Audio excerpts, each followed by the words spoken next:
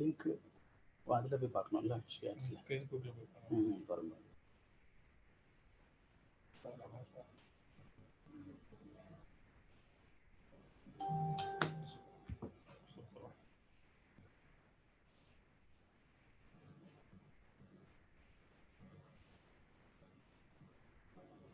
வந்துருச்சு.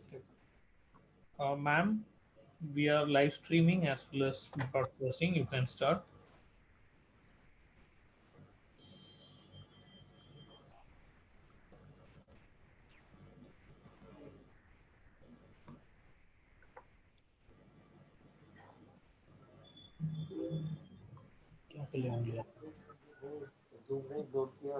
Ma'am, please unmute yourself. Hello, good afternoon. I'm really happy today that we are able to meet on the second day of the ASM webinar on COVID-19, combating with the millennium pandemic COVID-19.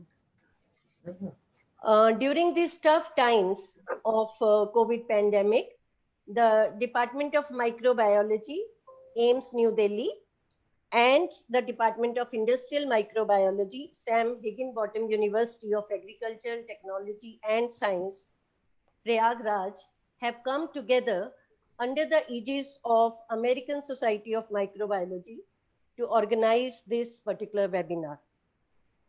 As you know, since 30th January, when the first case came in India, we have had more than 6.25 lakh cases already. And the understanding of this novel virus is still evolving. Prevention and management of this disease still remains a big challenge.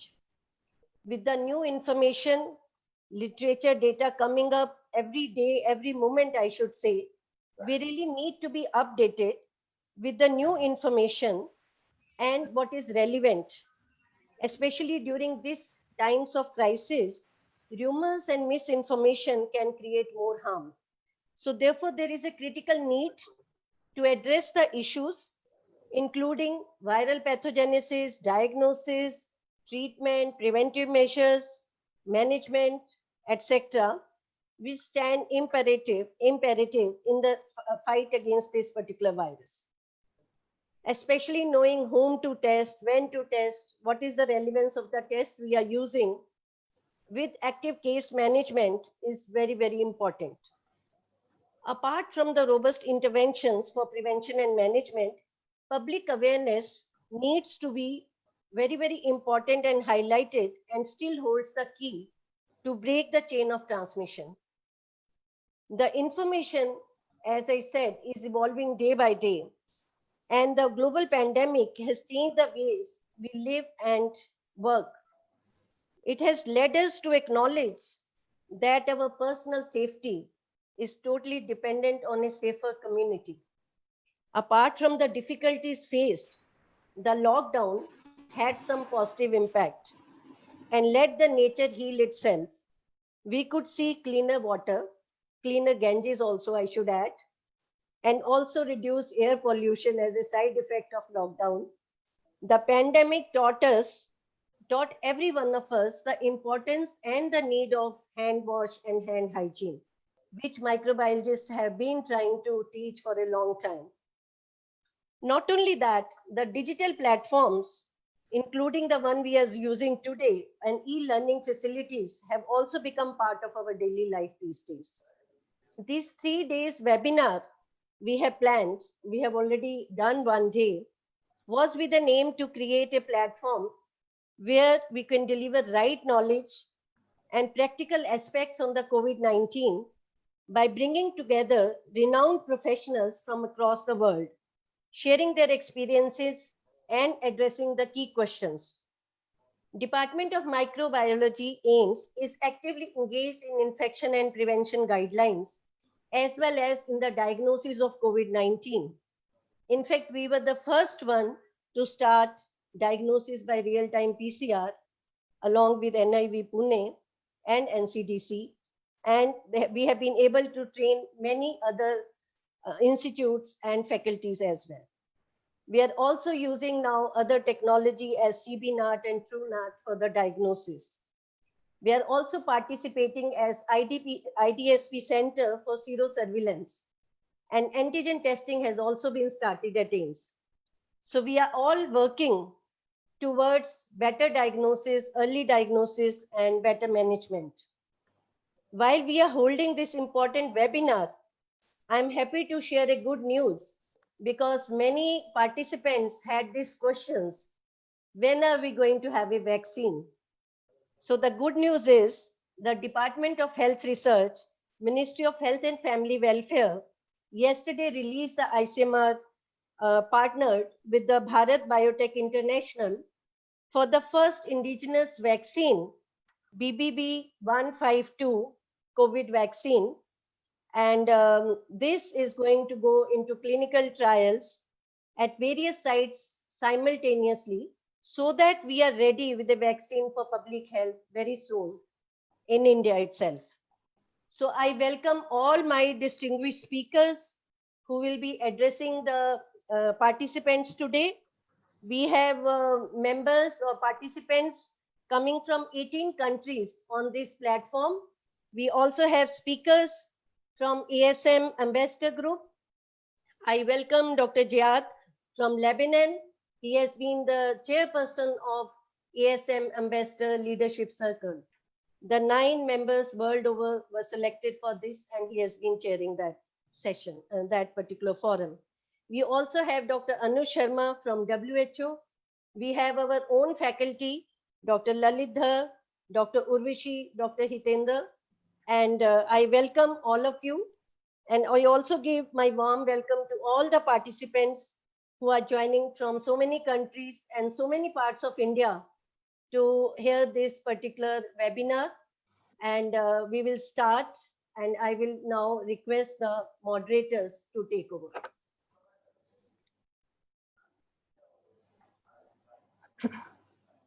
Thank you, ma'am. Greetings of the day to all. I am Dr. Rubina Lawrence, and I will be the moderator along with Dr. Along with her, and then we are going to do the session for today. Now, the session for today is going to focus on the overview of diagnostic. Before that, Rubina, can I introduce you people?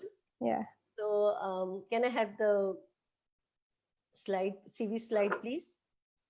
So we have with us special this Dr. Rubina.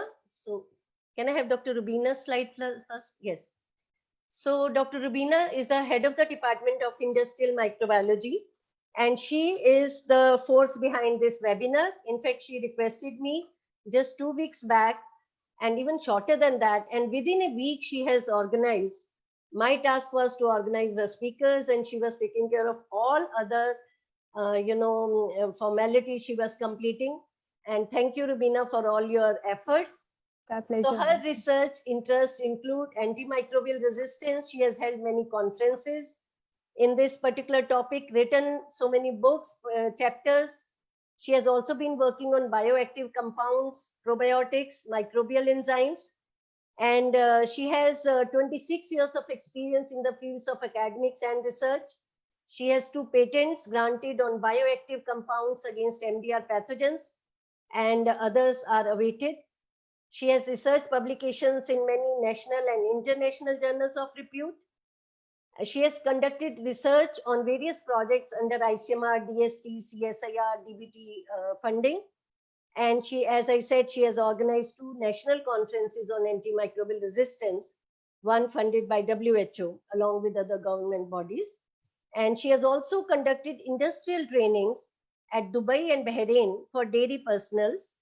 She has presented papers in various platforms, and she is also a member of American Society of Microbiology. So I welcome you, Rubina, to be the moderator for this session. Introduce the other moderator, please. Dr. Priyam is an assistant professor in the Department of Microbiology. She is also interested in antimicrobial resistance, hospital infection control, anaerobic infections. She has received various prizes in oral presentations in AIIMS. She has been ASM Young Ambassador of India in 2014. And she has received Shanta, Kamla and Nalin Bhargav Medal for securing first position in microbiology in the year 2012. She has 24 publications to her credit. And I must say, along with Rubina, Priyam was actually working very hard to make this program a great success. So can I have the third, please?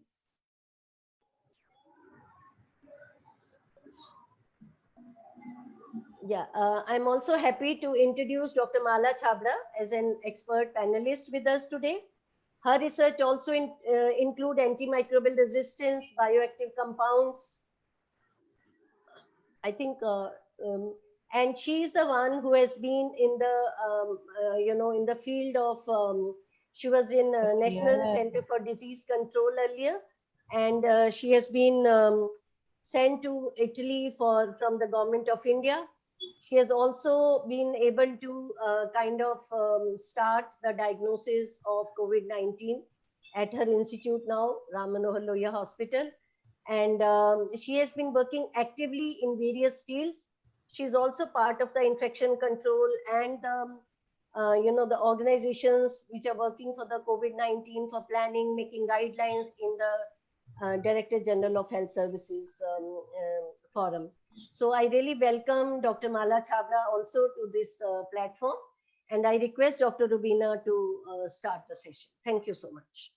Thank you, ma'am. The session for today will focus on overview of diagnostic algorithm of COVID-19 and the challenges faced. It's my pleasure to introduce the first speaker for today's session, Dr. Lalit Dar. He is professor in charge of the virology section in the Department of Microbiology, AIIMS, New Delhi.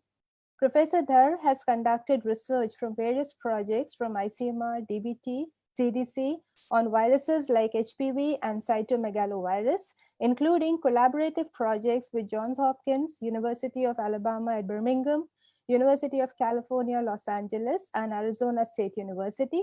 His virology laboratory is a NABL accredited NACO regional referral laboratory for HIV viral load and early infant diagnosis, and NVB-DCP Apex Laboratory for dengue and chikungunya, CDC ICMR Network Laboratory for influenza. He has more than 80 publications in peer-reviewed journals and books. He is also a member of Project Review and Technical Advisory Committee of ICMR NACO DBT MCI. Thank you so much, sir, for being with us. Professor Dar will be delivering his talk on role of Rt-Pcr. I will now turn over to Professor Lalit Dar. Am I audible, Dr. Rubina? Yes, sir. Thank you. Thank you for the kind introduction, Dr. Rubina, other people, other moderators, Dr. Priyam, Dr. Mala, Dr. Rama Chaudhary. Thanks for inviting me for this webinar. Dr. Ziad, who's there from Lebanon. Very, very nice to see you here, sir. Dr. Anuj Sharma and other colleagues. I will be speaking on the role of real-time PCR in the diagnosis of SARS coronavirus 2. I'll just share the screen now and we'll start.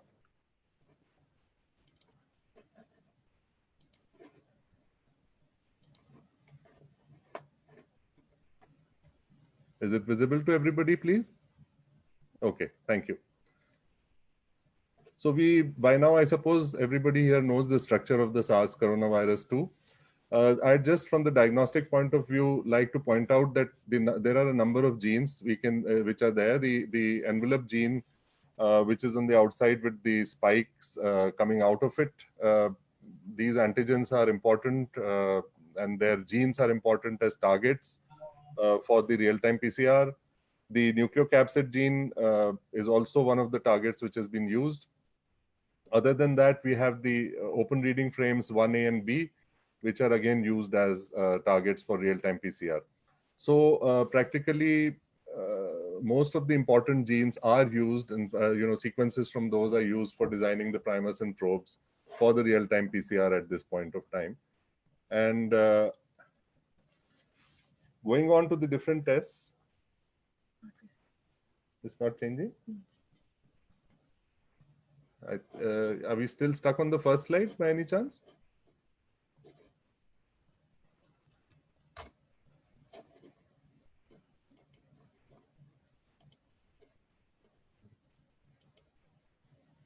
It's showing the slide. It is showing the correct slide? Okay. Yes, So yes. kindly enable editing in your PPT. Enable editing, and the top you'll see that protected view. No, right now we are in a protected view. Enable editing first. In the original presentation? Yeah, in the presentation, the top header, you are seeing a enable editing option. So just below your file home insert design. No, No, this is showing on the full screen here. Just 1 second. Let me just escape. Editing kahan pe hai isme? enable editing. Oh, that is off. Okay. Is that the reason? Okay. Yeah.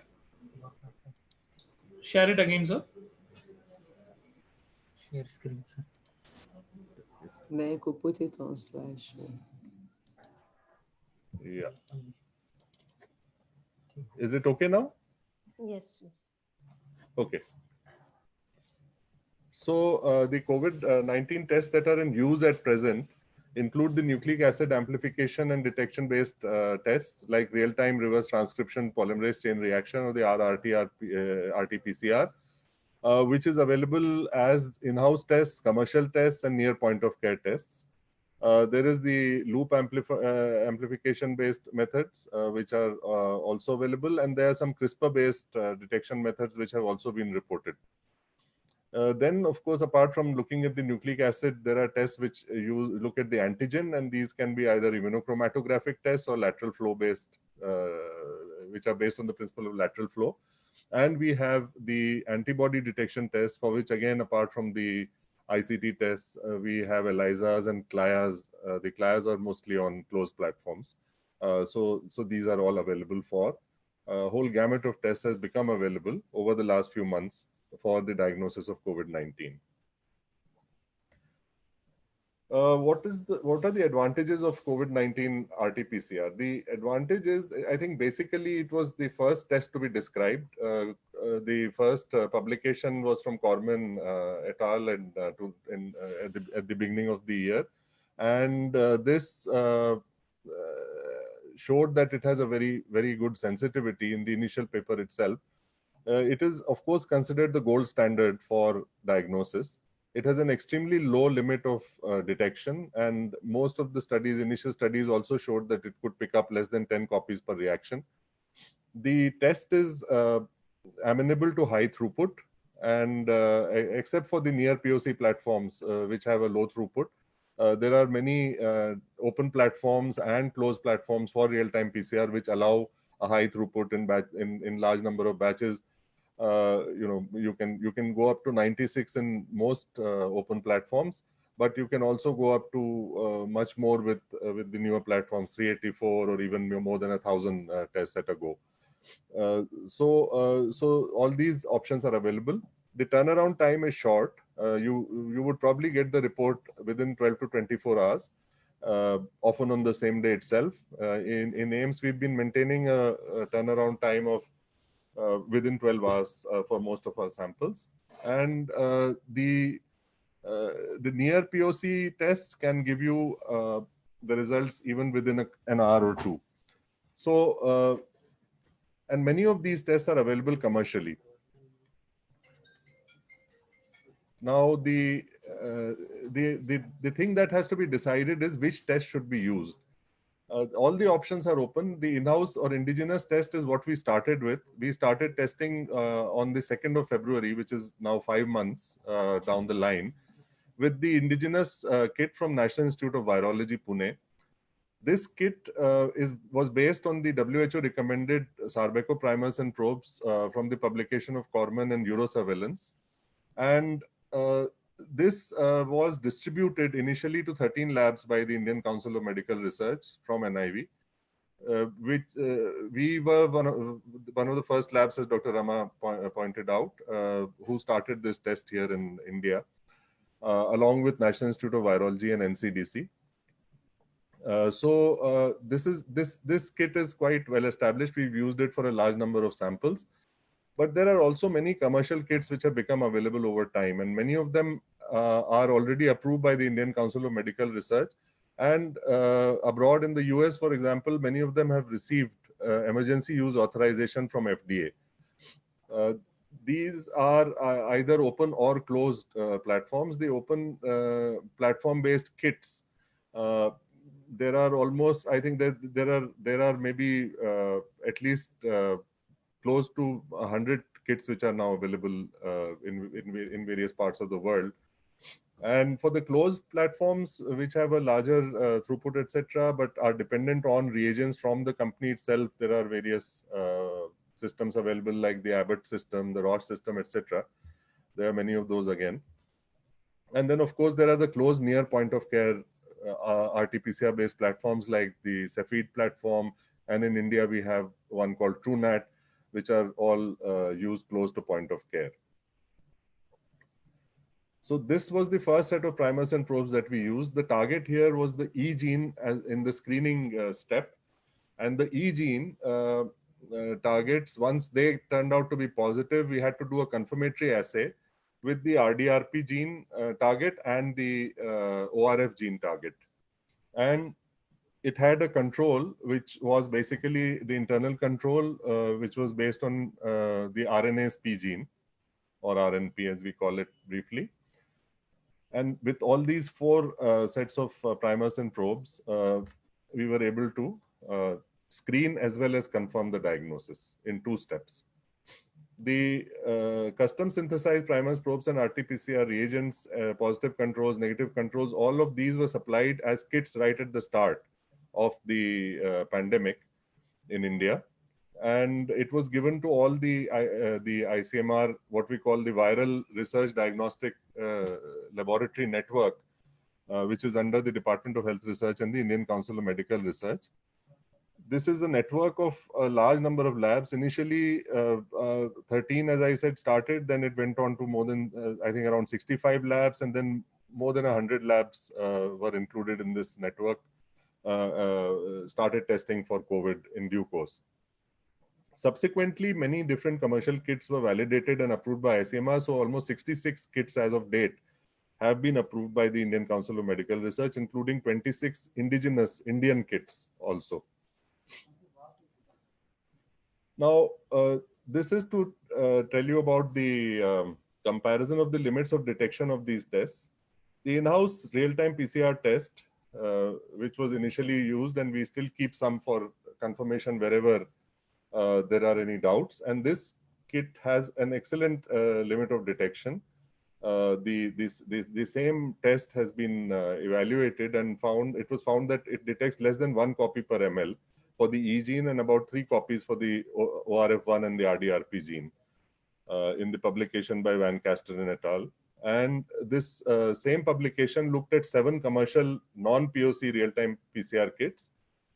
All these had a limit of detection of about 3.8 to 4.8 copies per ml, all the 7, for the E, N, or S gene targets, because different targets are used in different kits, and sometimes different combinations of targets. And in 2 of these, you know, the LOD was in the same range for the ORF and the RDRP genes. The other 3 had slightly higher LODs for the RDRP and ORF genes. And the Cepheid expert in another study, the expert express, which is the near point of care test, had a limit of detection of 8.26 copies per ml, as found in the publication from Volters again this year, which is much lower than what the manufacturer actually claims. So if you look at these statistics, you find that all these kits have an excellent limit of detection. They all come within 10 copies per ml. And so therefore, really speaking, they should all be extremely sensitive in performance. The analytical sensitivity is excellent for all these kits. Where are we testing in India? We have a total of more than 1,000 labs now testing in India. 764 are in the government sector out of these, and the rest are private labs. For real-time PCR, 576 laboratories of these are enabled for the real-time PCR, Rt-Pcr assay. The Indian data as of now, we are close to 10 million tests cumulatively across the country, which includes the Rt-Pcr. And on a daily basis, now more than 200,000 tests are being conducted every day.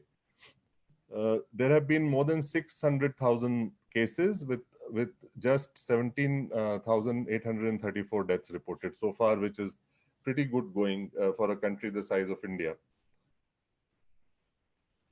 What samples would we like to use for this? The nasal swab and the throat swab is the combination we use, and which the Indian Council of Medical Research also recommends. A combination of nasal and throat swab is taken in viral transport medium.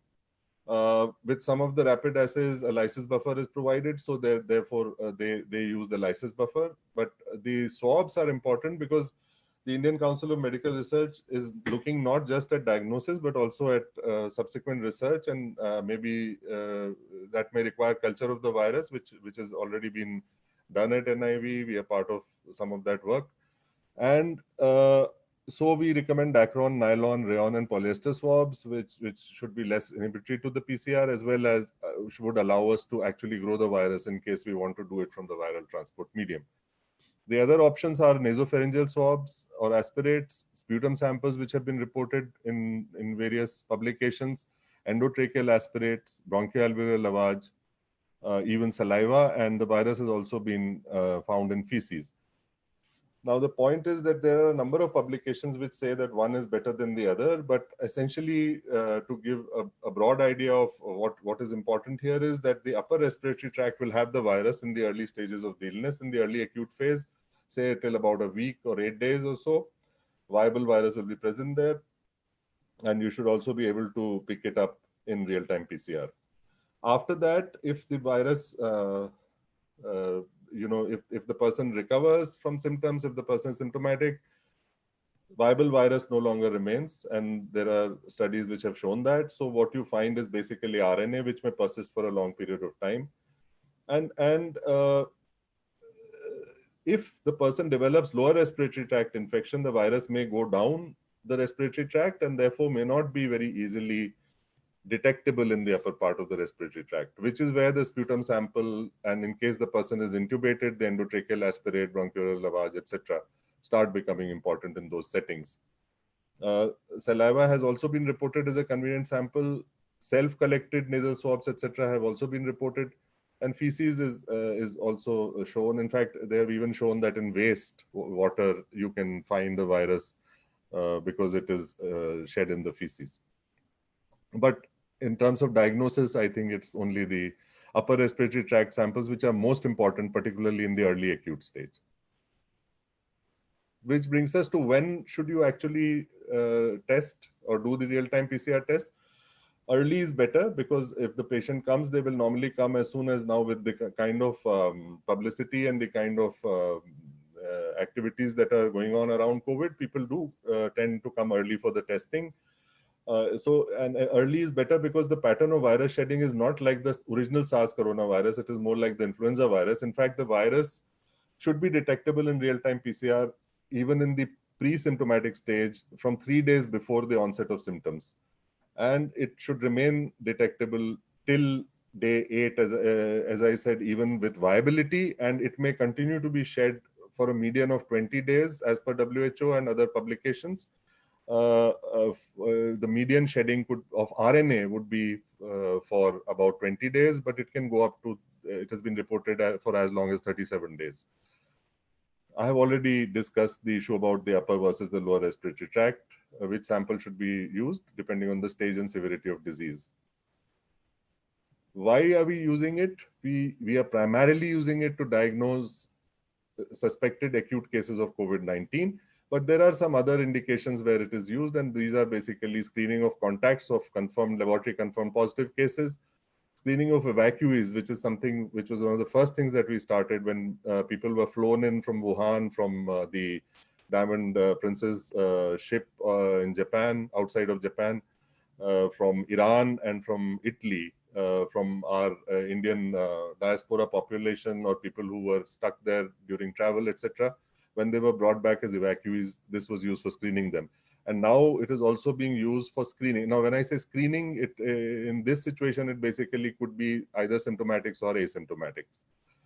Screening of migrants is also being done in India because a lot of people have returned from big cities where the transmission is a little more at this point of time. They have returned to their home states. So when they return, there is a need in those states so that spread doesn't happen to check these people and screen these people in the quarantine camps that are set up for these migrants who are coming back to their states.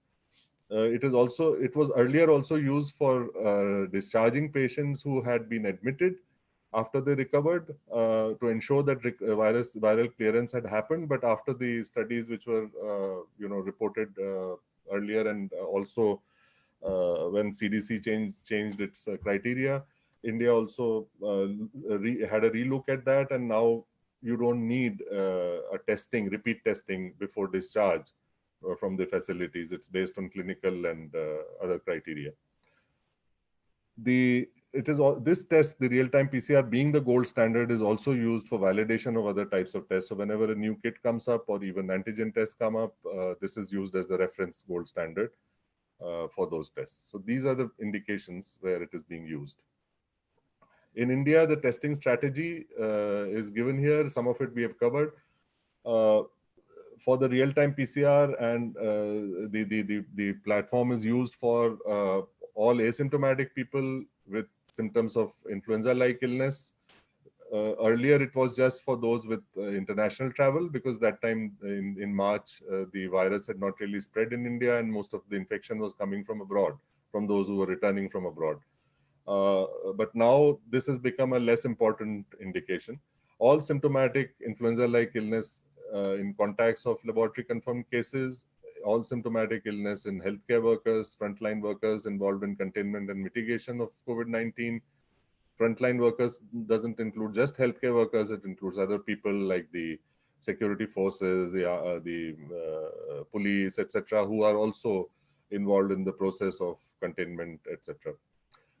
Then, of course, all patients of severe acute respiratory infection are being tested in India. Asymptomatic direct and high-risk contacts are being tested of confirmed cases between day 5 and day 10 after coming into contact, because 5 days is the median incubation period, which spreads from 2 days to 14 days.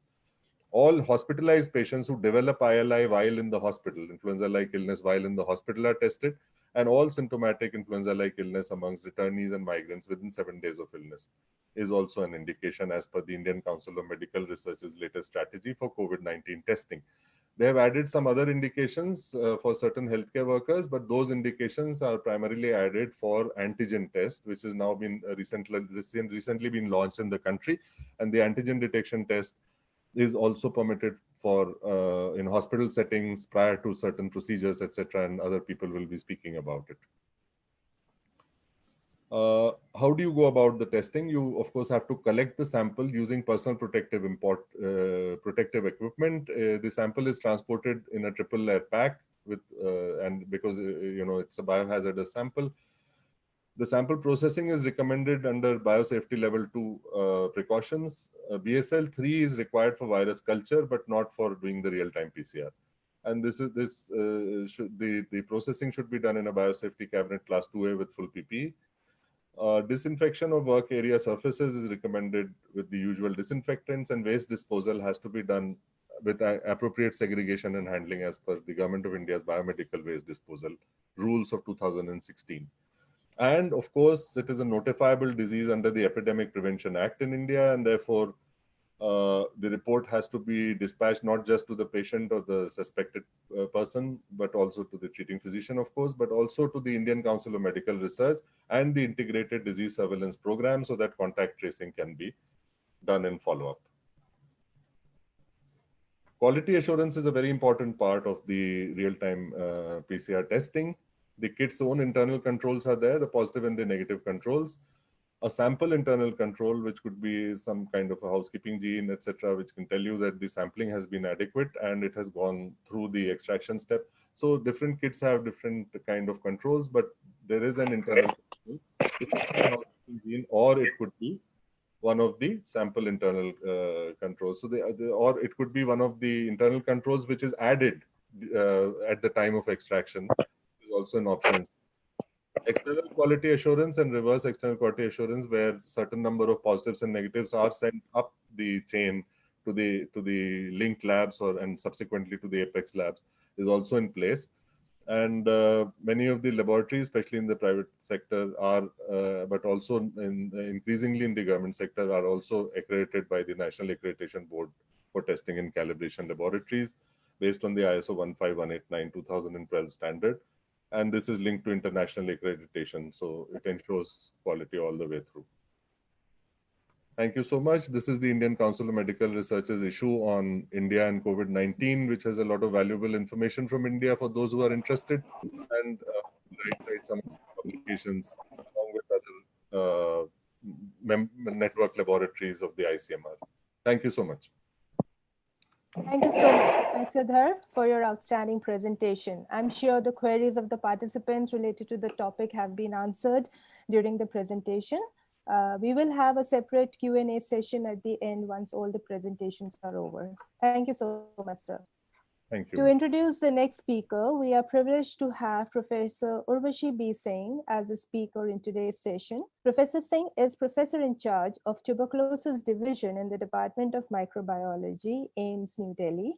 Her areas of research are drug resistance in tuberculosis, proteomics biomarkers in tuberculosis, and novel assay for TB treatment response. Professor Singh has been recipient of several awards and honors. She has been felicitated with gold medal by Indian Association of Medical Microbiologists in the year 2000, Dr. Srinivas Award in 2005, Best Poster Award in 2007, A.N. Chakrabarti Memorial Prize for Best Paper in Microbacteriology consecutively in 2011, 12, 13, and 14, Best Paper Award by Tuberculosis Association of India in 2008, S.S. Kelkar Memorial Prize at IAIMM National Conference in 2015, and Sanjay Sardana Memorial Award at IIM Delhi Chapter 2015. Professor Singh will be talking on the role of cartridge-based nucleic acid amplification test. May I now request ma'am to please start her presentation.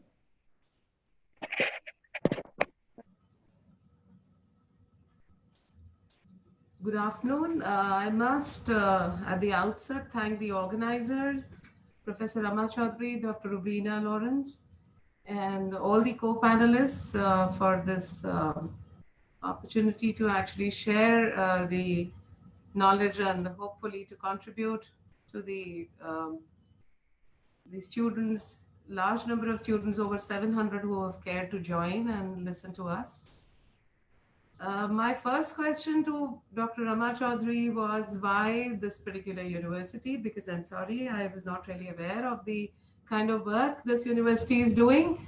And when she told me the kind of work Dr. Rubina's students, your students have actually, who've been trained by you, have been sent out to other laboratories to help out in today's day of need. I mean, this is a pandemic. And I strongly believe it is all our duty. Each one of us should be able to contribute to our best. And that is how we came into the picture. My field of work is tuberculosis, but with the increasing number of cases, we just thought we'd pitch in, and thankfully the program the National TB Elimination Program put all the laboratories which were trained to do cartridge-based nucleic acid amplification as well as TrueNet, and were equipped with the machines to try and help out in diagnosis of this disease, like I said, with increasing numbers being reported to various sites. And I'd quickly run through my presentation so basically, so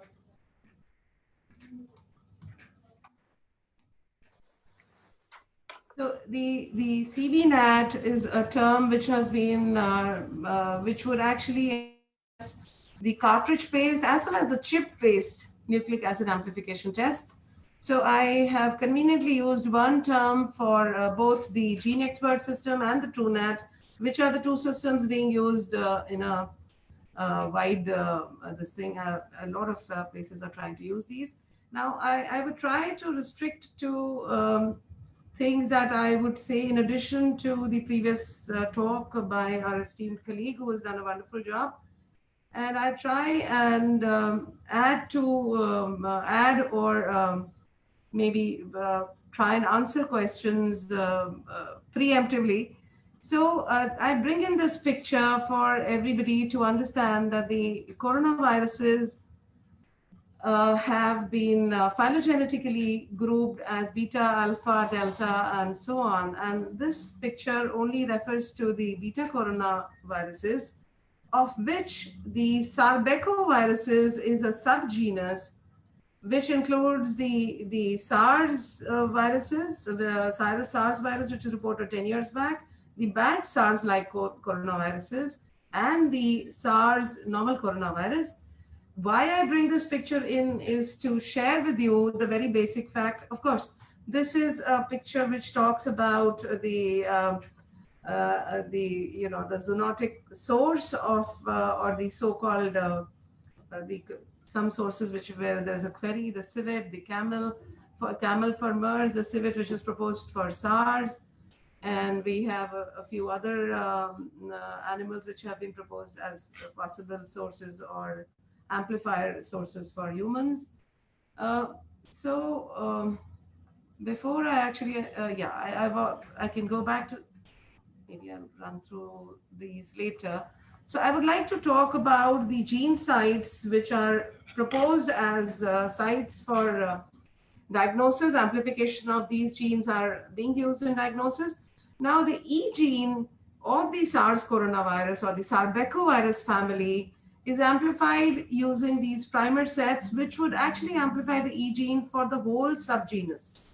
And that is why we always ask for a confirmatory test using the specific N2 gene or the specific RDRP gene, which is specific for the SARS coronavirus 2. And that is why the different PCRs, when they were initiated, would talk of the E gene along with one more gene as the diagnostic algorithm for calling the Rt-Pcr detection of the SARS-CoV-2.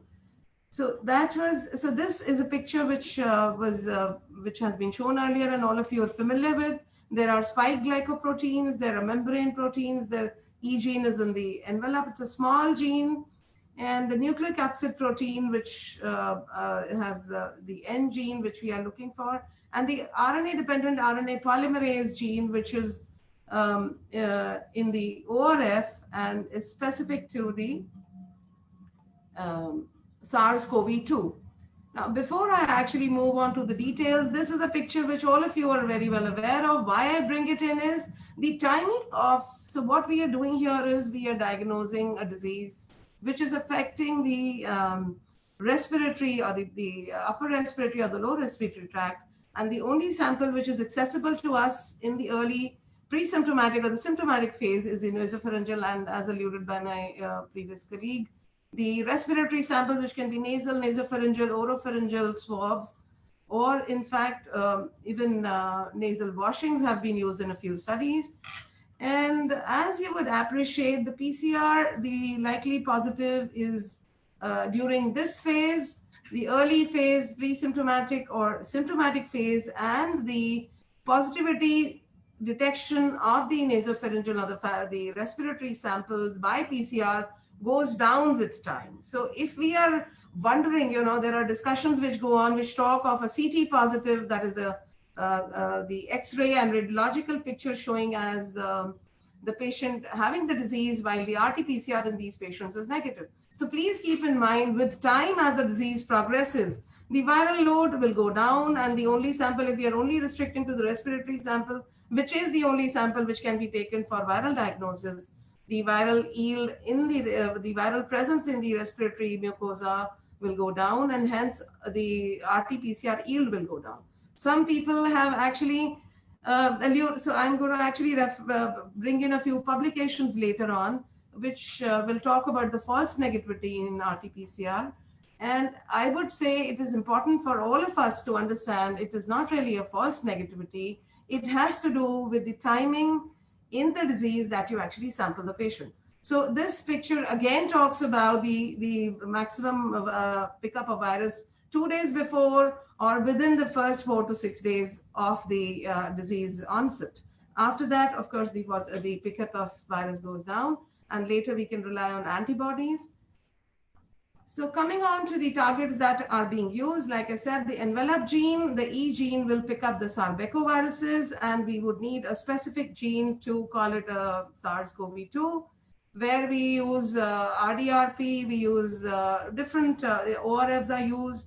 We use the nucleocapsid, the N2 gene, to reach the specific diagnosis of SARS-CoV-2.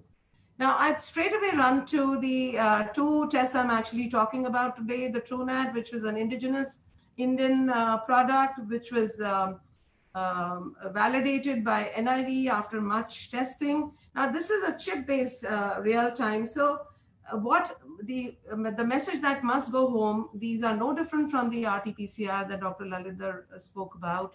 These are in a small chip. So it is one individual test carved out inside a chip.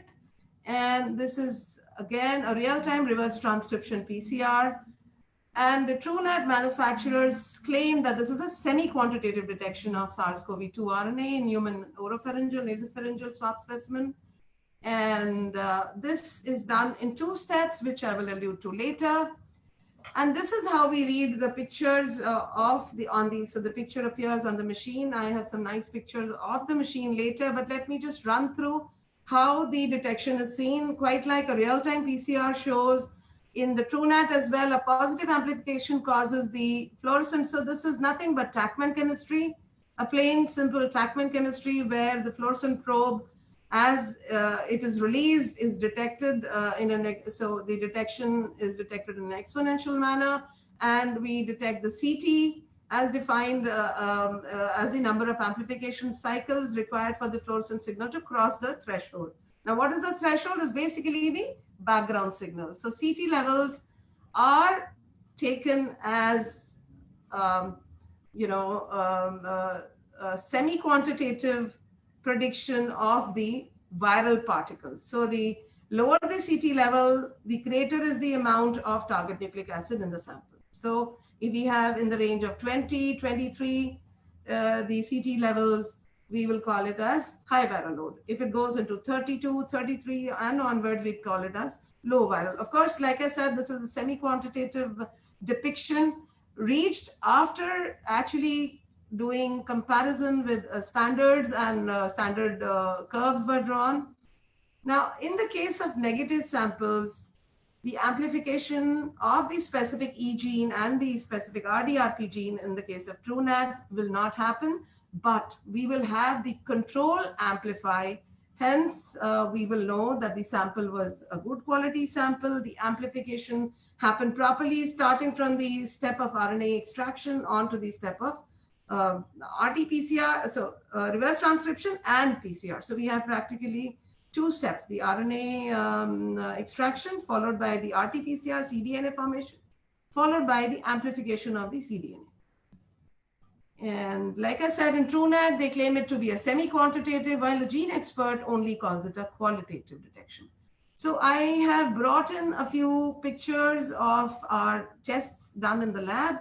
Now, at the outset, I'd like to talk about the internal control. Now, the internal control is a very important part of any PCR test. Now, in the internal control, we need to actually comment on 3 things. One, whether the sample quality was good, whether it was truly representative of so what I'm trying to say is whether enough number of cells were collected, human cells were collected in the nasopharyngeal swab, because there are instances, you would see to the right, the graph that you can see, the control has not been detected. So the control in this case is the RNase P gene, which is an in-house gene depicting inadequate human cells present in this particular sample, while on the picture on the left, you'll appreciate the control has got a CT of 20.57, and it also shows the E gene having been detected as 18.8 CT.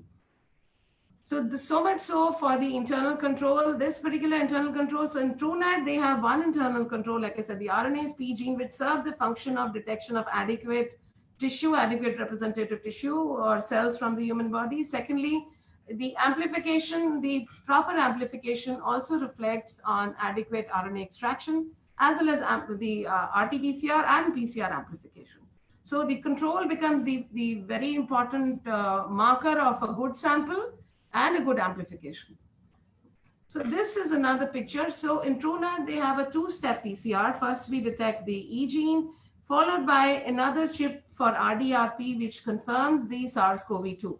So if we only get E gene and do not get an RDRP amplification, we would call it as sarbecovirus. And if we are able to get RDRP, we will call it as the SARS-CoV-2. Now, this particular machine has also semi-quantitatively reached, so the machine is taught like I said, the standard curve generated by an internal control. The machine is taught to call a CT of less than 20 as high, a medium as 20 to 25, a low as 25 to 30, and very low as more than 30. And showing a few more graphs of, so the top graph is a negative result where only the control is amplified while the E gene is not amplified. The second graph, the lower one to the left, shows us an E gene amplified along with the control amplified, and to the right shows us the confirmatory RDRP amplified. Now, this is the extraction protocol in TrueNAT. The viral lysis buffer in the case of TrueNAT is basically, for those who know the RNA extraction protocols, is nothing but guanidinium isothiocyanate, which also inactivates the virus. So this particular collection tube will have inactivated virus and would not have to be worried about so much during transport. There is this extraction protocol where extraction buffer is added. Then there is a DNA extraction system here where we load the tube, and after 20 minutes, we remove this tube, transfer the elute to the elute tube, followed by, so the elute tube has the PCR reagents, and we load it in this particular slot, and this particular chip goes inside the thermal cycler, where both the Rt-Pcr followed by the PCR happen in a duration of 40 minutes. Coming on to the Gene Expert, let me start with the control. Now, the Gene Expert is a cartridge-based nucleic acid amplification test, where for the controls, we have the sample processing control and the probe control, both of these two. The sample processing control does the function of ensuring that the amplification happened and the patient specimen did not have any inhibitors. So if the SPC probe is pass, as you would notice in the graph at the top, if the SPC probe says pass, the test can be concluded as successful. And in the same cartridge, now the Gene Expert does not have two different steps. It would do the RNA extraction followed by the Rt-Pcr and PCR, all in the same cartridge in 1 hour's time. And we have the E gene, as you would see here in the graph. E and N2 gene are the ones being amplified. And in this particular case, this is a negative sample where the SPC probe is pass, and the CT of the SPC probe is within the valid range and the endpoint above the minimum setting. Hence, we would call the sample as negative. This is an example of a good positive sample where first we would obviously have to, like I said, we'll have to look for the SPC probe to know the working, whether the reaction was worked or not. Sorry. And then if you would appreciate the E gene, the blue line, and the pink line here, which is the N2 gene, which is amplified, and these are the CT values. This is a classical positive picture as we would get. And in case we are getting the E and N2 gene amplified, we may sometimes not get the SPC probe, and even then the test would be considered as valid. We may sometimes get an invalid test where the SPC probe does not amplify and the CT value is not achieved. And such a case is obviously treated as invalid, and we usually request for a fresh sample suspecting that the sample collection may have been faulty and inadequate cells may have been present.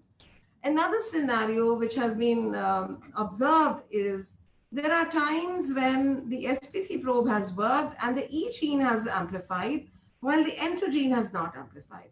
In such a case, the test result is concluded as presumptive positive, and to call it as positive for SARS-CoV-2, we would like to confirm it with a confirmatory N2 gene or an RDRP gene. In the gene expert, the N2 gene is the only one which has incorporated the primers for N2 gene. So we sometimes also switch the samples between the two. So if we get such a presumptive positive, we would cross-check on the TrueNAT and vice versa. That's how we have learned to deal with situations like this. Or more often in cases where only gene expert is available, we could request for a fresh sample from the patient. And now this is another instance where the E gene has not amplified, but the N2 gene has amplified. As you may notice, there is no E gene amplification while the N2 gene is amplified. And this would be called as a positive because, like I've mentioned right in the beginning, once you pick up the specific gene, we'd like to call it positive. And at the bottom, you'd appreciate a table which says N2 gene alone will be a positive, E gene alone would be a presumptive positive, and we would call samples which are SPC probe as positive and the other two are negative as negative. None of these present are negatives, and there are a few other riders. For example, in this particular graph, if you notice, the probe check failed. Now the probe check checks the initial, once the reaction starts, the initial workup is checked, and if this fails and the CT value is not optimum, then we call this as an error. Again, we request another fresh sample, and this is more details about the probe check and the sample processing control.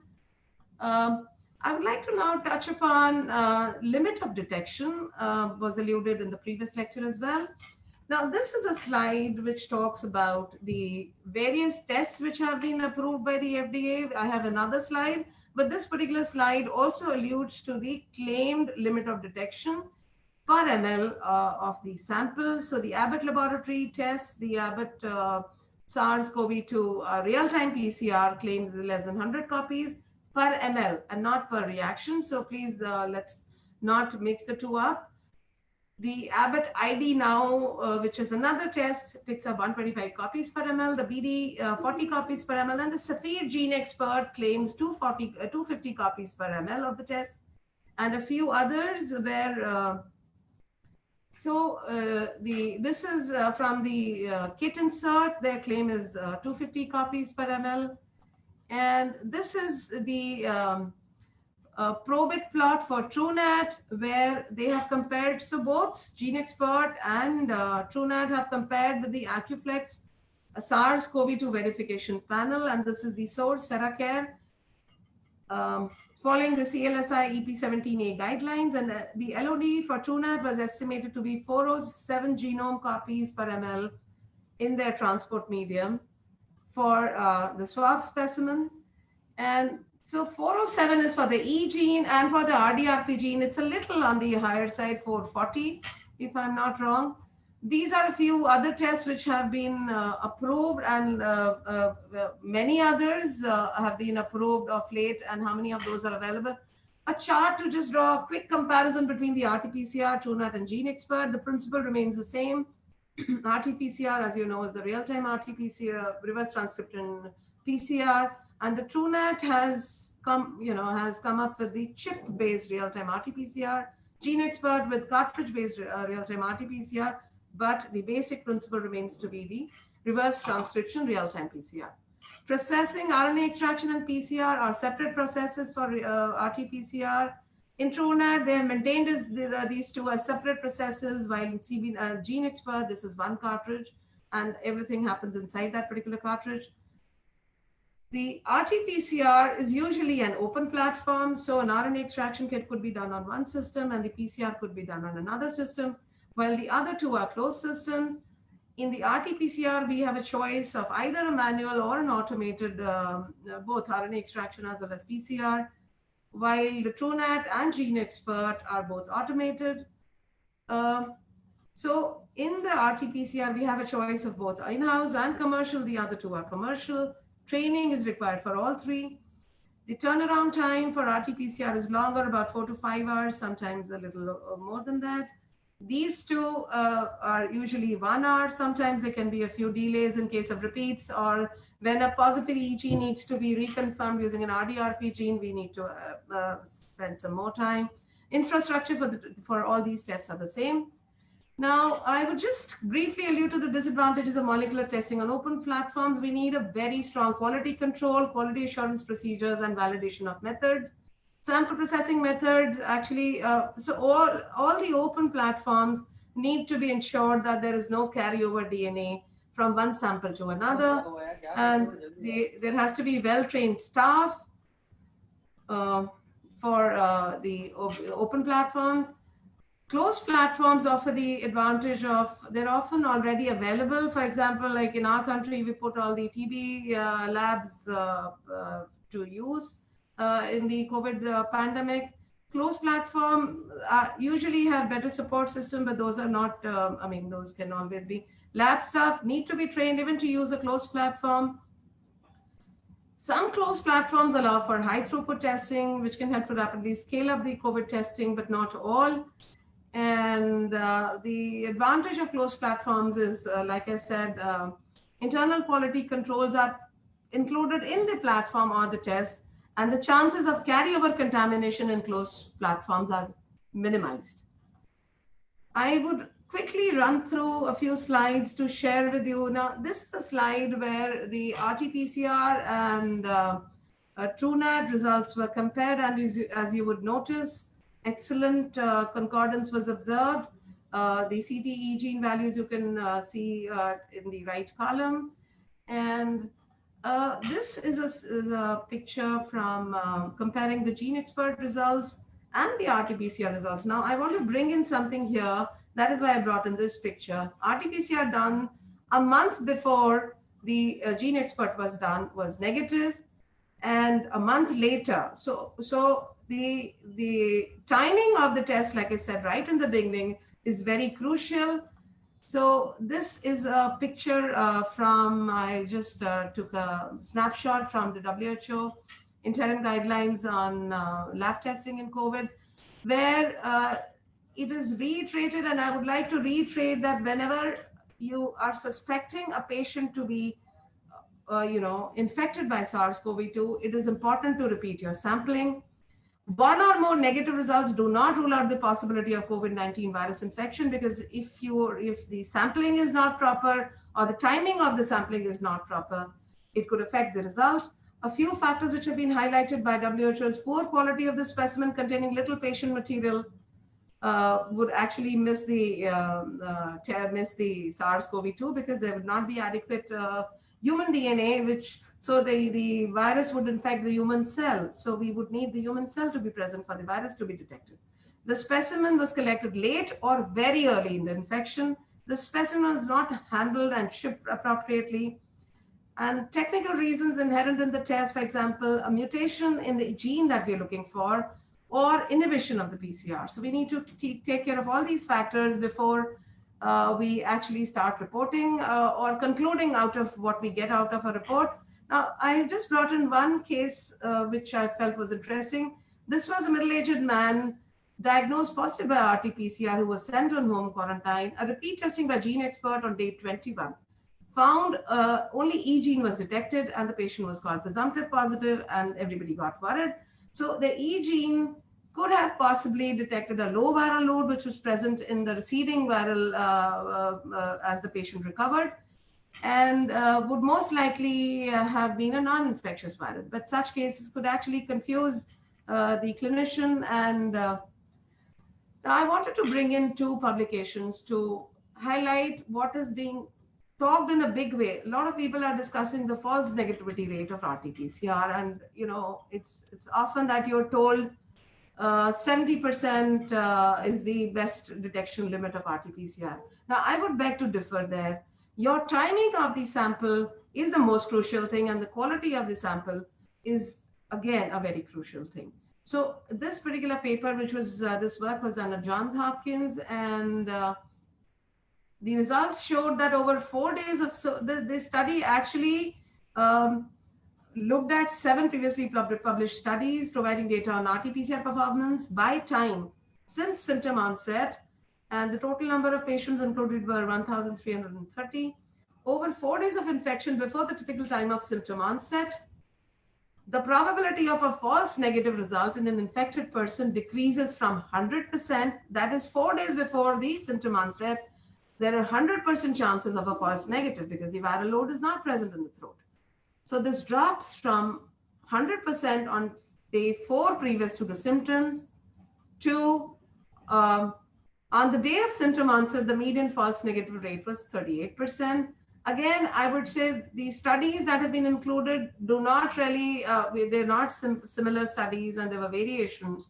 Now, this particular viral, the false negativity decreased to 20% on day 8, that is 3 days after the symptom onset, then began to increase again from 21% on day 9 to 66% on day 21. So what I'm trying to actually arrive at is the maximum yield of the Rt-Pcr is on the day of the symptom, maybe 2 days before or 2 days after, and would be lesser much before the symptoms or much after the symptom. So people who want to actually look at a CT picture and call a Rt-Pcr as being false negative may kindly look at the disease pathogenesis and the disease presentation and the presence of the adequate viral load. And the reason why we brought in the limit of detection was that every test has a limit below which it will not actually be able to detect the virus. So if we are hoping 100% of viruses to be detected, we need to actually take care of all these factors. So we're running short of time, sorry. Okay, just one more slide. Yeah. Yes, so a similar study was published in BMJ, and the carry-home messages are: time of sampling is most crucial. Poor timing should not be propagated as poor sensitivity of the test. Quality of sample can affect the test outcome. It's important to ensure a good quality sample. And the limit of detection varies with the design of each test. We can call the antigen tests as being useful. We call them as 50 to 85% sensitive. But what we must remember, an antigen test is a lateral flow assay and will only pick up a certain number of viruses because there is no amplification involved there. And there will be losses when the antigen binds with the antibody and flows through the lateral flow assay. So much so for the talk, and I would be happy to take any questions. Thank you. Thank you so much, ma'am. It was indeed a very informative presentation. We'll move on now to the next speaker of today. And I'm really honored to introduce Dr. Ziad Daud. He is appointed as a chair of the Ambassador Leadership Circle of the American Society for Microbiology for the year 2019-2020 and ASM Ambassador to Lebanon for the period from 2018 to 2021. He's a recipient of the Fulbright Scholarship for Research in Medical Sciences in Tufts Medical Center, Tufts University Division of Geographic Medicine and Infectious Disease from March to September 2012. He also received formal appreciation by the former Minister of Public Health Lebanon in 2011. He was recognized for his outstanding services as online mentor for the American Society for Microbiology Minority Mentoring Program from 2006 to 2010. He was further honored as founder of Alliance for the Prudent Use of Antibiotics Lebanon during November 2003. His expertise is in biomedical sciences, infectious diseases, and antimicrobial resistance. Thank you, sir, for joining with us. Dr. Daud will be delivering his talk on the role of antigen antibody detection kits. I'll now turn over to Dr. Daud for his presentation. Sir. Thank you, Dr. Rubina, for your presence and very nice introduction. Thank you, Dr. Chaudhry, for inviting me. Thank you, our colleagues, Dr. Dar, Dr. Singh, and everybody. Excuse me if I forgot anybody. So I'm really privileged to be part of this webinar and platform. I will try to stick to the 15 minutes given to me. If I tend to take more, just tell me, Dr. Rubina. So I will begin sharing the slide. Let's see. I think this is it. Okay. So, can you see my slides? Okay. So I will be basically talking about some aspects that have. Dr. Daud, presentation mode, please. Yeah. What about it? Is this okay? Yeah. Thank you. Okay. Thank you. So basically, I'll be talking about some aspects of serology testing for the detection of IgG and IgM in the context of COVID-19, and I would not dig into the PCR and molecular testing for the time being, since the colleagues already talked about it and gave excellent presentation. So nowadays, if we look at the identification, or let me say the diagnosis of the COVID-19 pandemic, we basically see two categories of testing: those that are NAT testing, and most commonly the real-time qPCR, and the others that can fall under what you call the serology testing. We definitely have other diversities, but probably these are the most commonly used nowadays. So while the real-time PCR looks for the virus itself, so if the virus is not there, then you would not have a positive result. Though it's considered the gold standard technique for the determination of presence or the detection of the SARS-CoV-2, however, a good PCR results, a reliable PCR results, is always related to a good sampling technique. So this is why you can see that some literature reviews and literature studies have shown that the result of the PCR can really be jeopardized by the sampling technique. However, regardless of all the limitations, any technique has its limitations. The PCR remains the gold standard for the identification of this microorganism or this virus. Now, in addition to this, you know, we have the detection of antigen, of the viral antigen in the site of infection, whether it's the upper respiratory tract or the lower respiratory tract. Now, what I'll be talking about today is a little bit how we use the serology testing. You know that the serology, and specifically the detection of IgG, IgM, sometimes we talk about the detection of IgA as well in the case of SARS-CoV-2. It is intended to be used as a screening test. So to begin with, this relies on the human response to the presence of this virus in our body, and therefore it does not constitute by itself a sole medium, one single isolated way or test to identify COVID-19 in a specific patient. Yes, it has several limitations. Yes, it is correlated to, directly correlated to the human response, so to the human immunity, the human immunocompetence. And this might be the most important part always to keep in our mind and to think about it. So whenever you would like to assess a patient, the best is to combine several tests and not only to use one test. Okay, so this is something very important and very essential to take into account, since medicine does not really explore one single aspect of the disease. Therefore, the diagnosis should take into account several ways of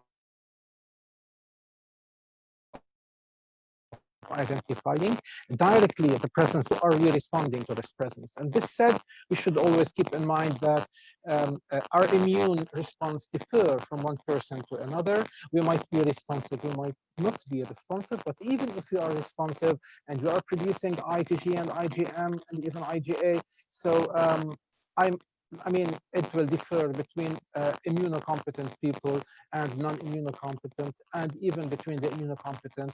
Some would react in a very quick way, others would take much more, more days. So therefore, a negative result would not exclude, of course, the possibility of SARS-CoV-2 infections, and a positive result should be confirmed by other techniques such as the molecular techniques. Of course, I will not go through the basic information and knowledge you all have, but just to remind you that antibodies are produced by our cells, by our human body, and they will meet the corresponding antigens of the virus. They will bind to it, making therefore its phagocytosis much easier and feasible. And some of the immunoglobulins or antibodies would be produced immediately after following the entrance of the virus to our body, and therefore mostly these are the IgM. The IgM has a smaller size if you compare it to the IgG, and it is much less specific than the IgG. This is why, as you can see here, so antigen of the virus itself, so either the RNA or the antigen. So as long as the patient has the virus in the site of infection, again, I say whether the throat, the respiratory tract, the upper or the lower one, you will have a positive result. Whenever the virus is out, the virus is killed. Dr. Can you please speak louder? Your voice is not very then can you will please have speak a little louder, please, Dr. Jayat? Okay, okay. Is this better now? Can you hear me better now? Yes, yes. Okay. So if you look at the green curve, so it shows the IgM serum concentration. Of course, it will appear 5 to 7 days. I would say sometimes in very specific cases, it has been observed after 3 days of appearance of symptoms, but definitely not before 4 days of the entrance of the organism to the human body. And it will go up, it will increase, it will show high intensity during the infection, then it will go down and might disappear after a few weeks of infection. An average of disappearance would be 21 days or 3 weeks. The IgG becomes a clear response to the infection after basically 10 to 14 days. If the human body is immunocompetent enough, it should increase and should show in the blood.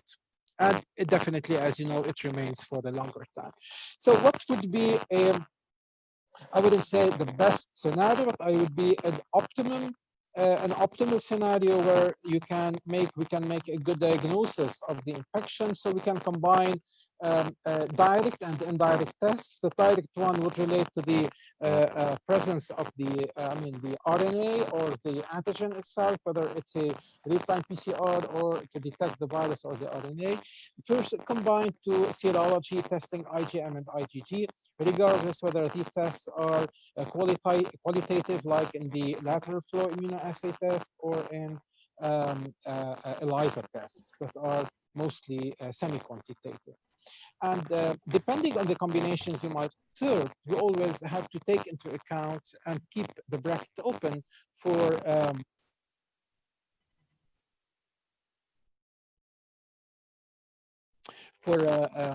false positive or false might always occur. But in general, we tend, with the serology test, we tend to observe more false negative than false positive, because this technique is correlated to a better specificity than sensitivity. But as you can see here, I will not go over every single case, but you can see that this combination can tell me more about the state of the disease itself rather than the virus or the immunity alone. Let me tell you here that, let me give you two examples. The first example, actually, they both come out from one study that we did in collaboration with Michigan Health Clinic in Michigan under with the collaboration of Dr. David Stockman. So we took 159 patients where we analyzed, we did PCR studies at the same time as IgM and IgG, and we used lateral flow immunoassay tests. With the result that I will be showing later on, we used these data in order to bring people to the community again. This is what we call as reopening societies. So definitely at the first interaction, the first actually reaction to the COVID-19 was that everybody should stay home and everybody should take care and wear PPEs, etc., etc. And of course, this is it was quite wise at the beginning, but at some point you cannot keep staying at home. So we have to go out, we have to go back to our work, back to our society, and we have to acquire this immunity, whether it's herd immunity or however you would like to call it, but we need to face the virus. So what could be a good way to face the virus? And this is this algorithm of testing inspired by IgM, IgG detection, as well as PCR testing. We kind of applied it in a small city, and basically it led to a reasonable, I would say, a reasonable way of getting back to work. So if you look at these different possibilities, when you test, if you begin testing a population for IgG and IgM as a first line testing, you have different different scenarios. One, IgM, IgG both are negative, or IgM only is positive, both IgM and IgG are positive, and and IgM negative, IgG positive. So if you take the first scenario where both IgM and IgG are negative, this gives us a margin of security. However, I cannot say, even if I say no risk, but there's absolutely no risk at all. No, that's not true, because we have the possibility here when you do the PCR to have either a PCR positive or PCR negative. If it's a PCR negative, then it's basically no risk. And if it's PCR positive, so the patient might be in his or her early phase of the disease, in the window or in the incubation period.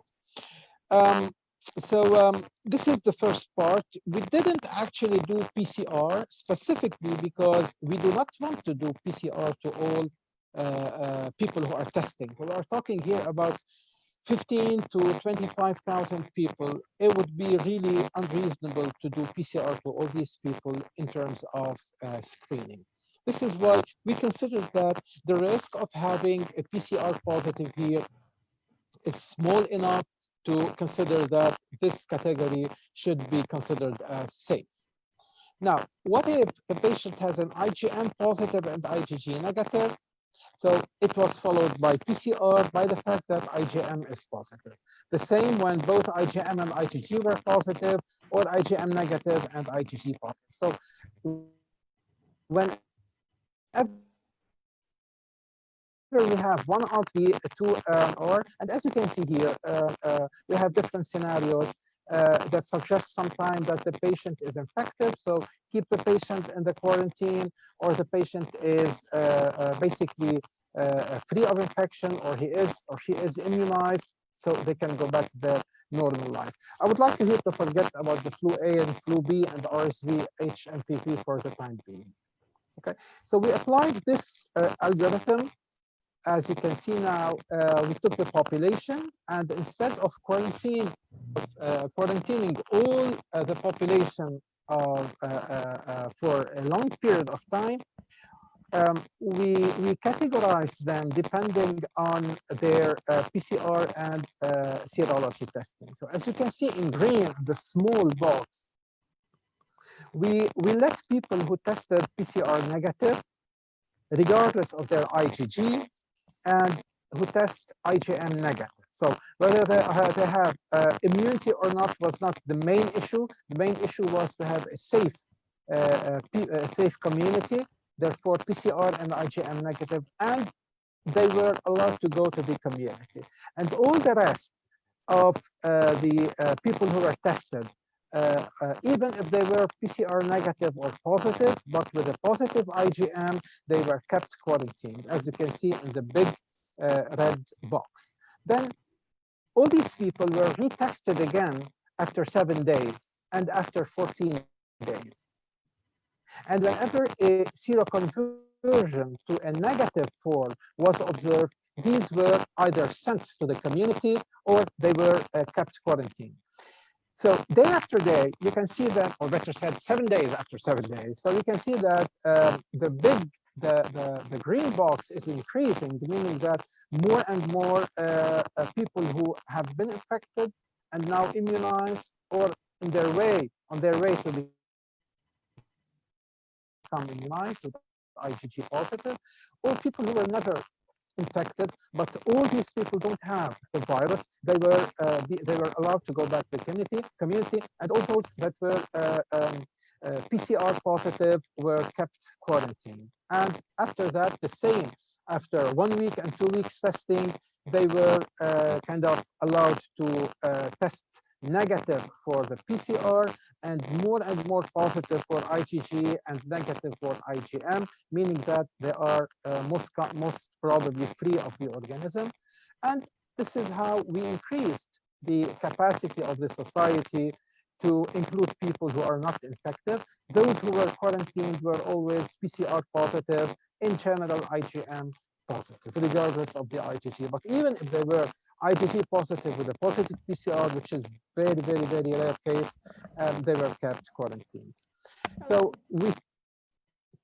we thought that this way would give a good and stratified policy to bring back people to normal life and in a wise and progressive way without really disrupting the social and economic status of the society.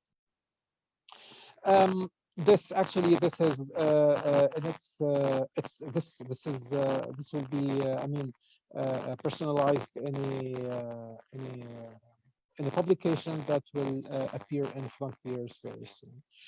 Now, let me talk about another point concerning this study, where we combined two different lateral flow immunodiagnostic tests for the detection for a better sensitivity of this serology test. So normally when you talk about combining two techniques, so normally you take into account the agreement. What we did here was to take into account the disagreement.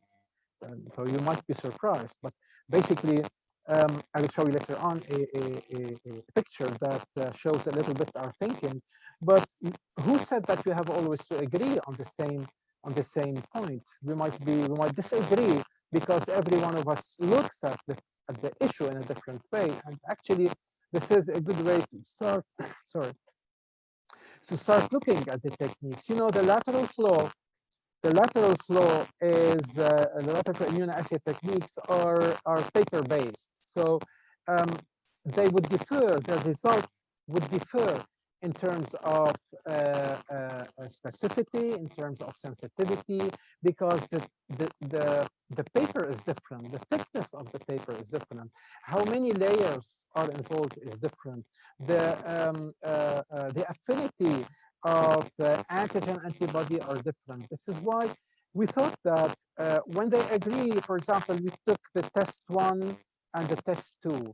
And if test 1 is positive, test 2 is positive, then definitely it was positive for us. And when test 1 was negative and test 2 was positive, or vice versa, we considered that it was positive, and actually we correlated it with the PCR results that we had. If you look here at these results, you can see that in the first table at your left, you can see this is the kit 1. Intentionally, we kind of did not show the name of the test because they are in review for publication. So testing the IgM. Okay, so let's think now about IgM alone. Forget about our IgG. For IgM, you can see that when compared to the compared to the PCR tests, we had 59.8% of sensitivity for IgM kit 1 and 67.1 for IgM detection kit 2. But when we took into account what I previously said, whichever of both tests was positive, we consider that the test is positive, we observed an increase to 87.7% of results. If you look at the specificity, it is it has always been high, more than 99%. This is why we really do not expect any significance in terms of specificity. So this is for IgM. For IgG, here again, we have kit 1, kit 2, and the combination of kit 1 plus kit 2. So 69.9 versus 74% for kit 2. And when they are combined, it was only 74. So as you can see, for IgG, it was not really significant, neither in terms of sensitivity or specificity that could not actually be increased, more increased. Our understanding for this is that we have always to look at it from a critical point of view, because once we agree that every test alone is good enough, I mean, when we validate the test, the kit 1, and you validate the kit 2, and you see that both kits are okay, then you go ahead and combine them and look at the agreement plus disagreement. Because one of the disagreement here does not mean that this is something bad. On the contrary, the disagreement might mean that this test is detecting something that the other kit is not detecting. So we looked at it from this point of view, and you found the disagreement to be more enriching. I try to represent it in this way. So the agreement is beneficial, but also the disagreement is also beneficial. It's, if you want, it's like inviting two people to a dinner. One of them is vegetarian, and the other is quote unquote carnivore. So he eats only meat. So if you invite one of them, you would have half of the table disappear. But if you invite both of them, you might have the whole table disappear. And this is actually when you invite somebody to dine. The conclusion here actually is, our conclusion is that for IgM, because the IgM is less specific than the IgG, so the combination of two lateral flow immunoassay tests is beneficial, and it takes into account the agreement and the disagreement. It increases the sensitivity of the test. It does not really change significantly the specificity of the test. However, it adds more to the PPV, the positive predictive value, as well as the negative predictive value. I think in May, I don't recall which day of May, there was a blueprint document from the White House in the United States, encouraging people to look at the positive predictive values and negative predictive values depending on the occurrence of the SARS-CoV-2 in a specific community, and they divided these communities into high prevalence, low prevalence, and intermediate prevalence, and they recommended combining different serology tests and mostly in low prevalence, meaning less than 5 to 10% of infection rate in that community.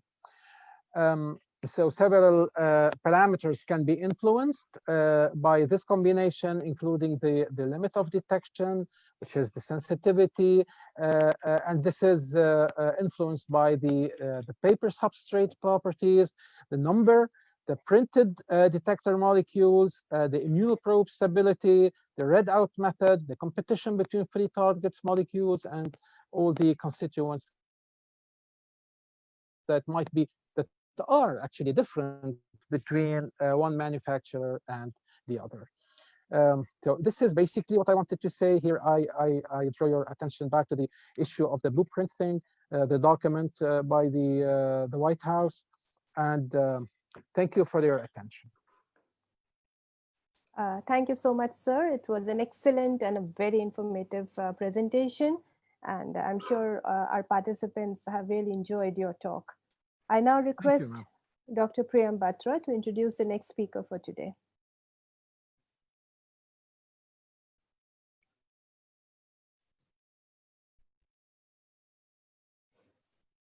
Dr. Priyam, can you please introduce the next speaker?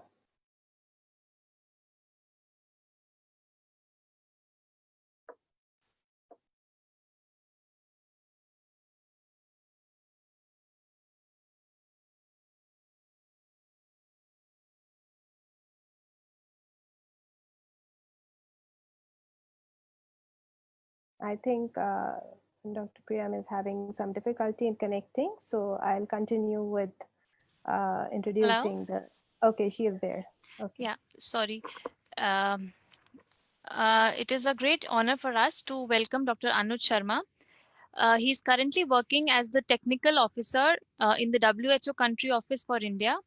He has been working for more than 18 WHO country offices, 2 regional offices, and the WHO headquarters, and has been instrumental in the formulation of the national policies, strategies, and action plans on AMR, laboratory strengthening, and e-health.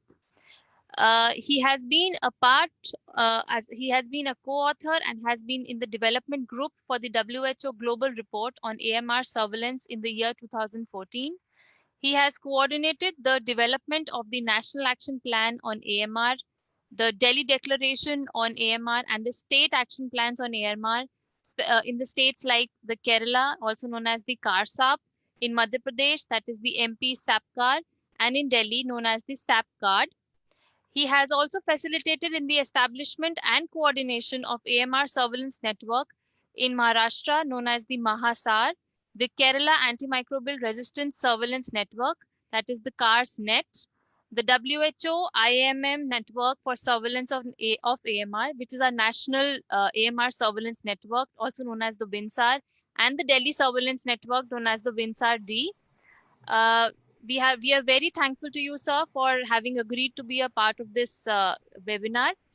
Now, Dr. Anuj, can you please enlighten us with your talk on COVID and AMR? Thank you very much, Dr. Priyam, for the kind introduction, and a big thank you to the organizers for introducing or including this topic on COVID-19 and antimicrobial resistance. In addition to being the focal point for AMR and labs, I have also been repurposed as the focal point for infection prevention and control at the WHO Country Office for India recently. I will be talking on primarily a couple of collateral benefits. Dr. Rama has already outlined these earlier, but just I'll try and put it in the AMR perspective. Antimicrobial resistance in pandemics, comparison with the influenza pandemic and the COVID pandemic, the profiles of the co-infections, the antibiotic use, what are the opportunities for containment of AMR, and a little bit about what WHO Country Office for India is doing only in IPC and AMR. We are working closely on a lot of aspects of COVID with the government stakeholders, but I will restrict myself to a little bit on what we are doing on IPC and AMR. The collateral benefits of this pandemic is that there has been a strong focus on infection prevention and control. And, for years, we've been focusing on improving hand hygiene, and this pandemic has ensured that not only in health facilities, but even amongst the general public, hand hygiene has become a strong area of focus. The social distancing, in fact, physical distancing is a better term, which WHO prefers now, because we are socially connected, even though we are physically distant. It's taken a lot of years for India to finally ban spitting in public, and this has tremendous implications for respiratory infections, especially TB. Also, AMR is a One Health issue, and all of us have seen the a reduction in environmental pollution due to the lockdown in recent times. And all of these have had a positive impact in reducing communicable diseases and hopefully also AMR. The other sort of benefits have been the whole of government and the whole of society approach. Everybody's come together. health services have been recognized as a critical need, and the government has, all governments have understood the importance of investing in the health system. Now, WHO actually released the clinical management guidelines on 1st of June, and at the release function, the press release which accompanied it had statements from our DG and the Assistant Director General for AMR, who highlighted that although a lot of countries are contributing data on AMR with very disturbing rates, WHO is concerned that this will be further fueled by the inappropriate use of antibiotics during the current pandemic. Also, evidence shows that only a small proportion of the patients actually need antibiotics to treat the co-infections, and the clinical management guidelines clearly state that antibiotic therapy of prophylaxis should not be given to patients with mild COVID, and only if it is a moderate or a serious illness, along with the clinical indication to do so, should antibiotics be used.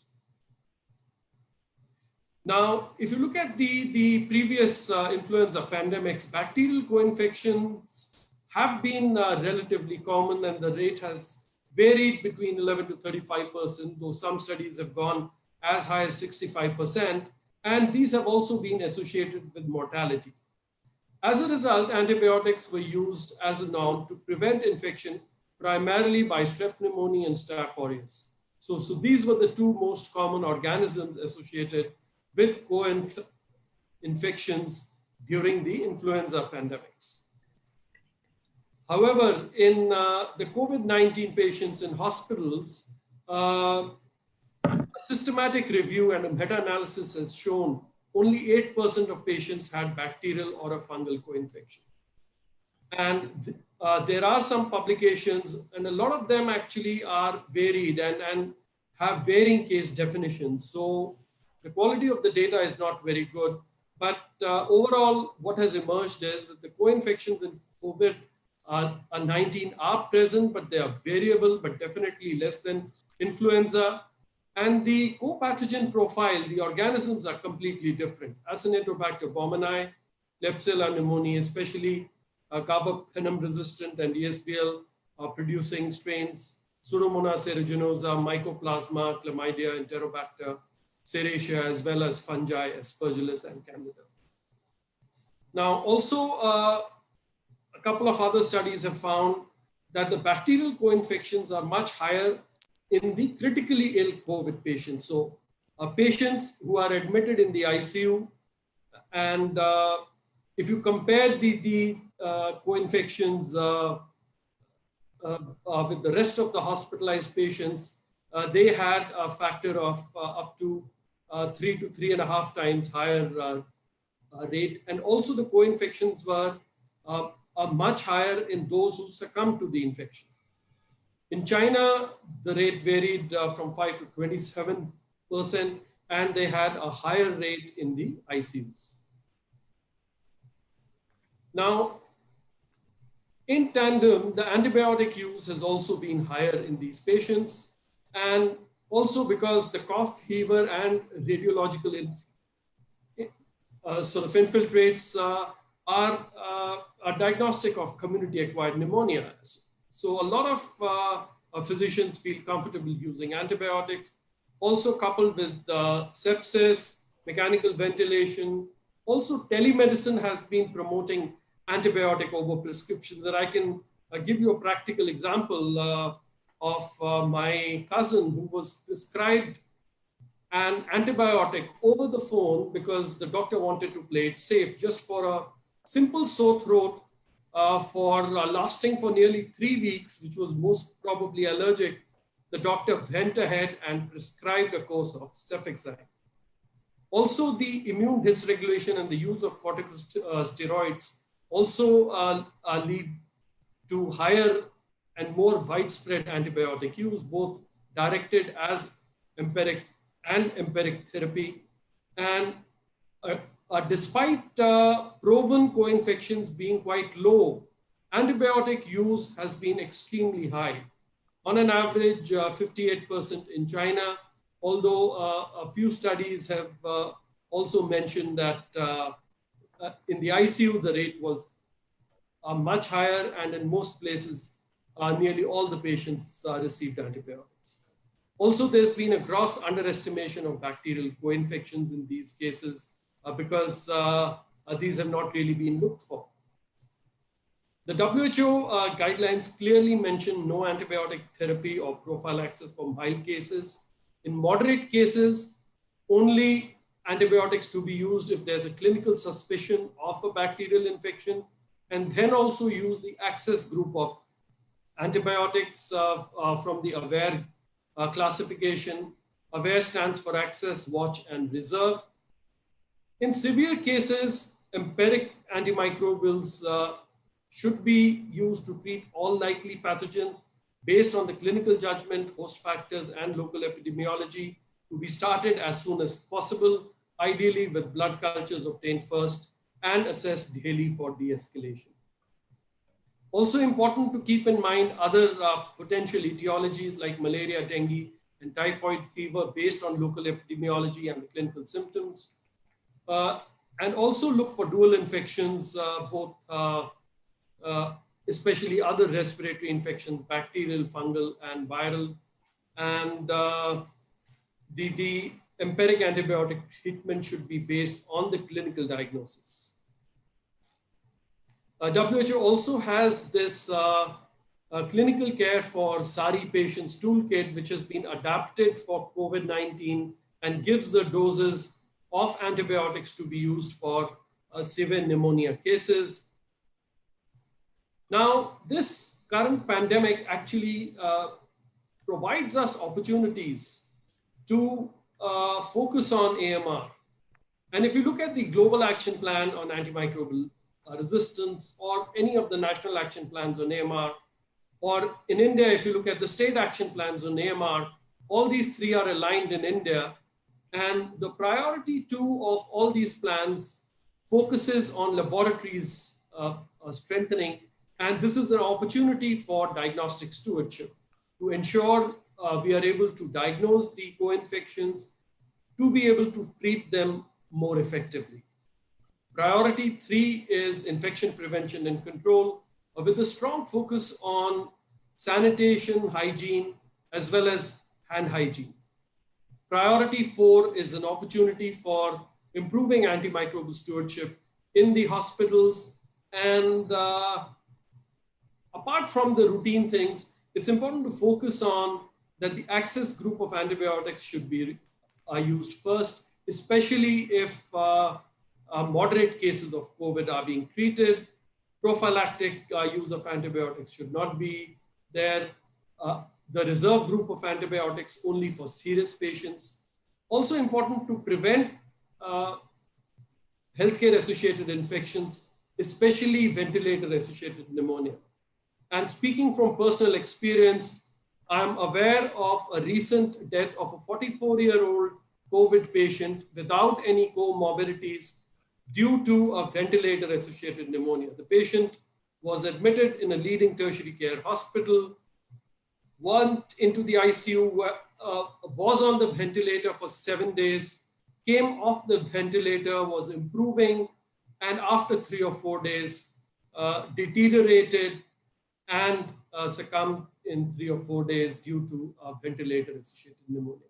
Also important to keep in mind that this is also an opportunity to manage the other infections. The patients of COVID may have other infections like UTIs, SSTIs, or abdominal infections.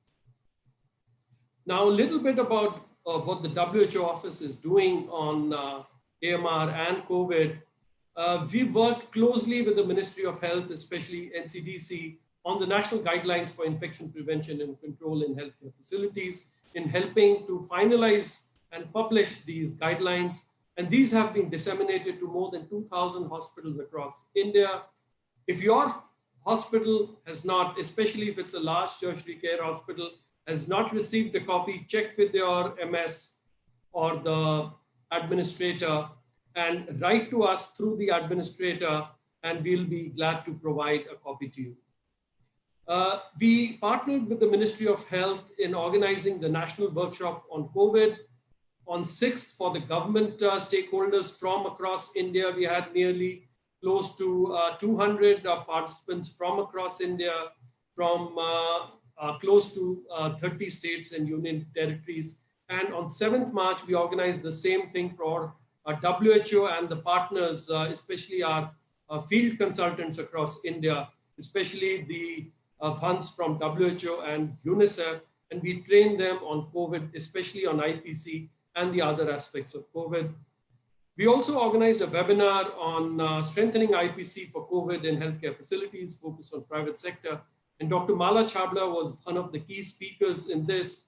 All the presentations from this webinar and the answers to the questions are available on this link on our website. And this presentation will be shared with you so you can access these presentations and the Q&As. This year, we also had a global virtual meeting in May, 27th to 29th May. And the two main outcomes of this have been that the dates of the World Antibiotic Awareness Week have been fixed now as 18th to 24th November. And the theme now has been expanded from antibiotics to antimicrobials. The theme this year is antimicrobials handled with care. We also work closely with CSC, which organized this webinar focusing on COVID and AMR.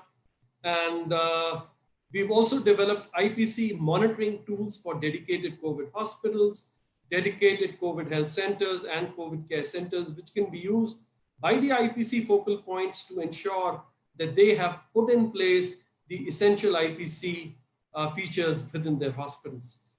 We have also developed an animated video on hand hygiene featuring Super Bubble, and we expect to have this released by the Ministry of Health soon. We've also developed these flyers and posters on hand hygiene in COVID-19 context, both in Hindi and English, and we will be sharing hard copies soon with all the key stakeholders. We have also developed this COVID-19 IPC Samiksha, which is a compilation of recent publications on COVID-19 relevant for IPC and AMR containment in India. They contain publications from scientific journals, WHO guidelines, Government of India and the Ministry of Health guidelines, training and IEC resources, and a section on links between COVID-19 and AMR. And these are available on our website.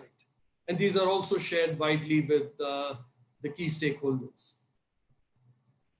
So I would like to conclude by saying that we need better studies on AMR and COVID.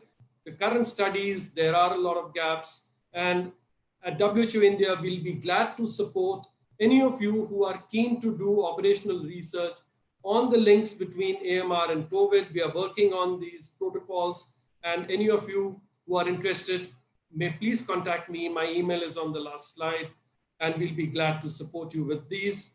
Also encourage the judicious use of antibiotics for bacterial co-infections, and also take the opportunity for AMR containment using the biomarkers and the laboratories for diagnostic stewardship, IPC and hand hygiene, and antimicrobial stewardship. This is my email address, sharma@who.int. If you need a copy of the national guidelines for IPC, write through your head of the institution, and we'll be glad to share a copy with you. And also, in case you're interested in working on operational research on AMR and COVID, especially in human health, we'll be glad to support you. Thank you very much. Over to you. Thank you so much, sir.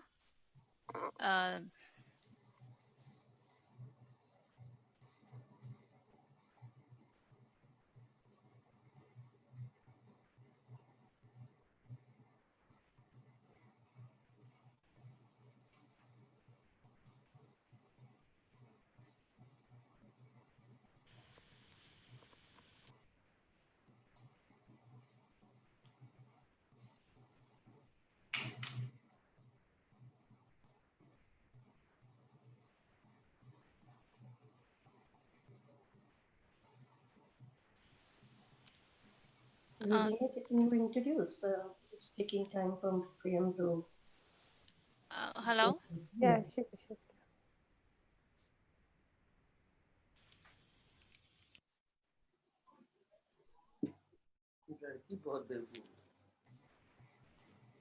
क्या परेशानी है? Okay, the last Hello? speaker for today is Dr. Hadean Cota from the Department of Microbiology, All India Institute of Medical Sciences, New Delhi. His area of research includes antimicrobial resistance, hospital infection control, hospital-acquired infections, meningitis, and biomarkers. He is a recipient of Dr. S.S. Kelkar Award with gold medal at National Conference of Indian Association of Medical Microbiologists, MicroCon 2015, and also co-author in research studies of the same award in 2016 and Sanjay Sardana Memorial Award in 2015. He is a member of Australasia College for Infection Prevention and Control, core group member in Hospital Infection Control Committee, AIIMS, New Delhi. He was also invited as expert in Ministry of Health, Government of India for Infection Prevention and Lab Strengthening Guidelines in 2019.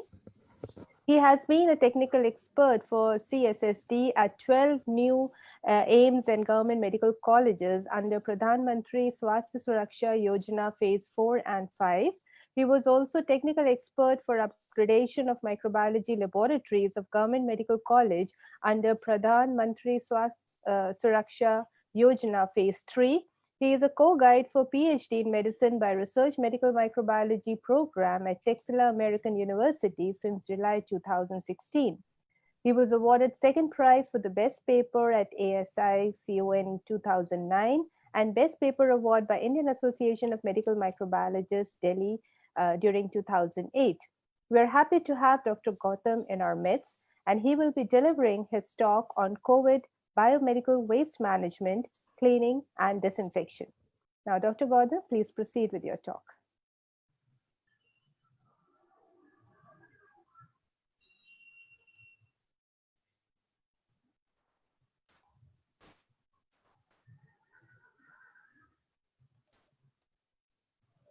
Dr. Gautam, can we have your presentation, please? Thank you so much, Dr. Rubina. Taking the topic of this current topic pertains to the infection prevention and control. Basically, when we have a concern in our hand, in front of us, like currently we have in scenario of pandemic of corona, we have to see at the weak points where we can hit the pathogens. So current topic pertains to that what I see the weak points is, one is it's a droplet infection. So when it's a droplet infection, I understand, we know where we can target this virus.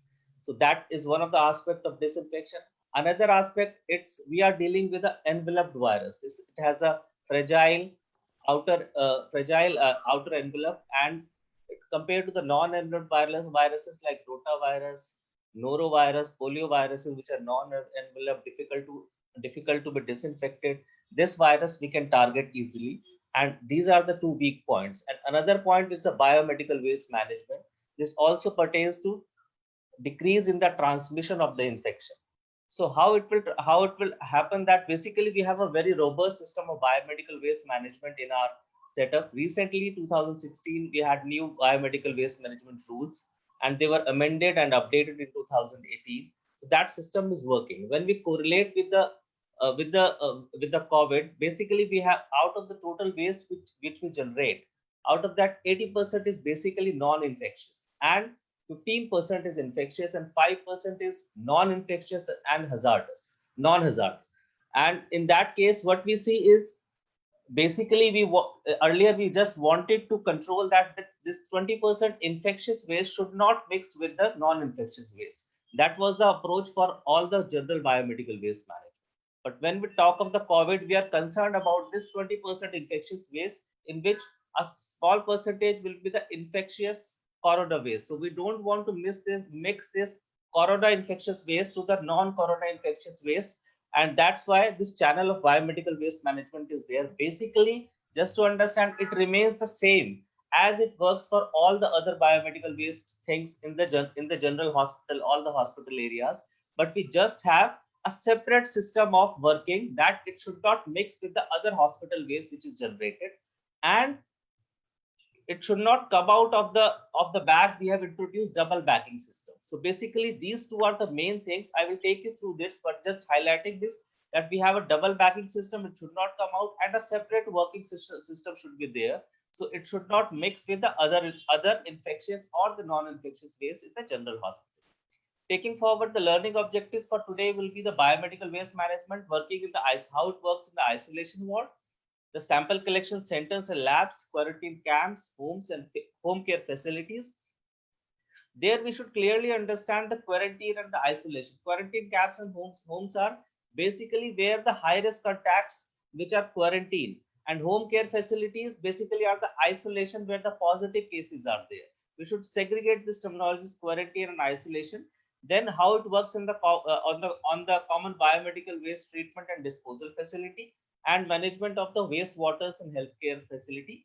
Regarding the clinical disinfection, we will talk about environmental cleaning, the techniques, products which can be used, the no-touch technologies which keep emerging, the recommended frequency, and the cleaning guidelines and safety.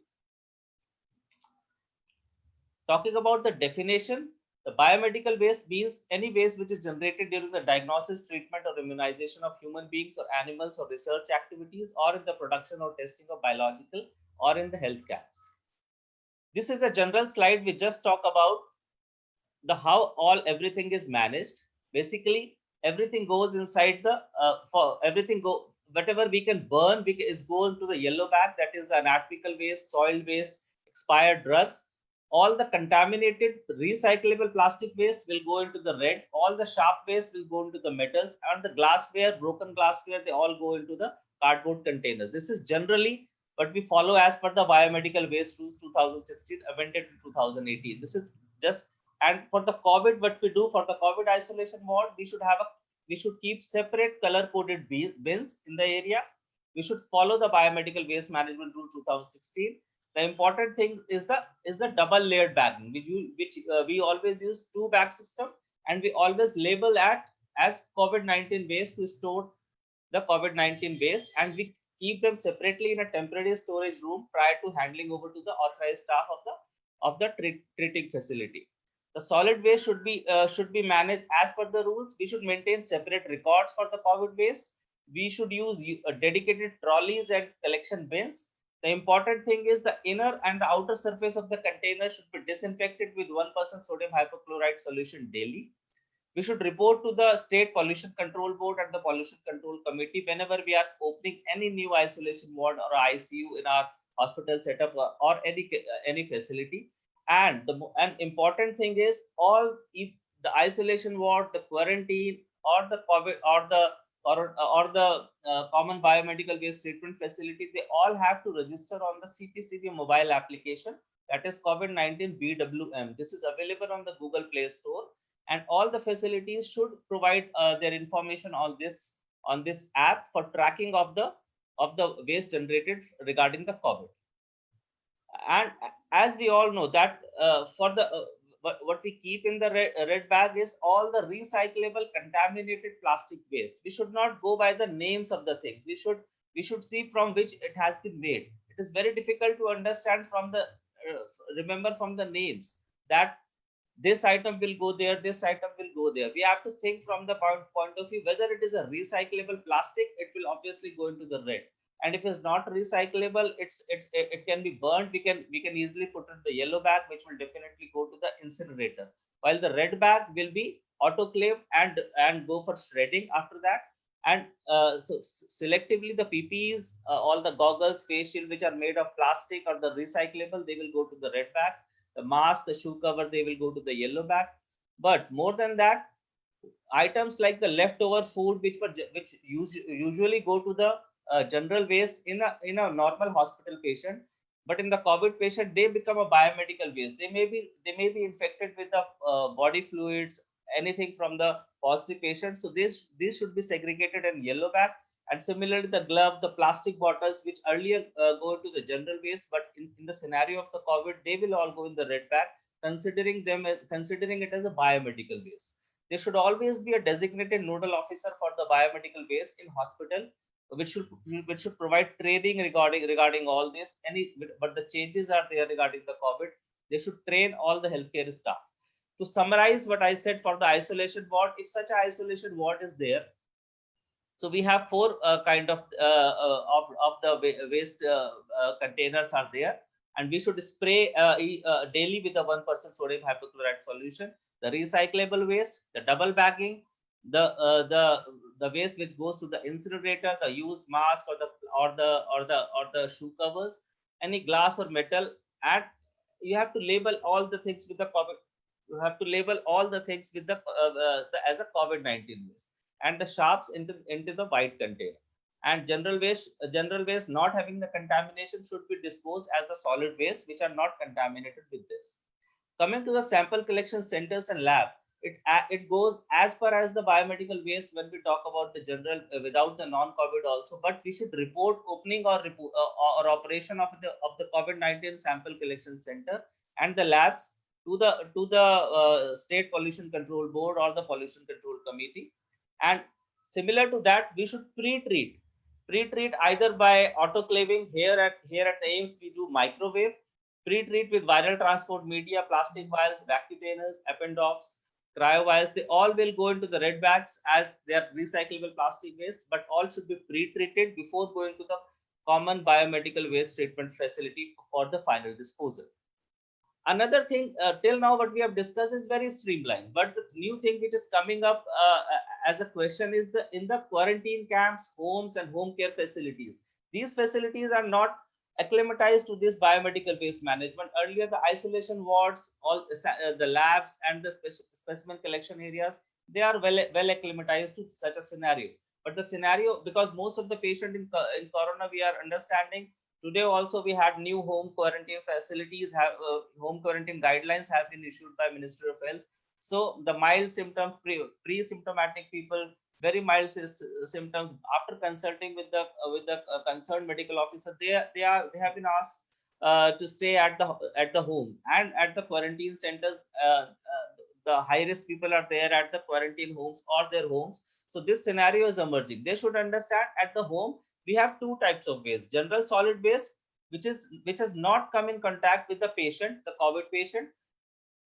It is considered as the household waste, and the normal municipal solid waste collector who comes there, they collect it.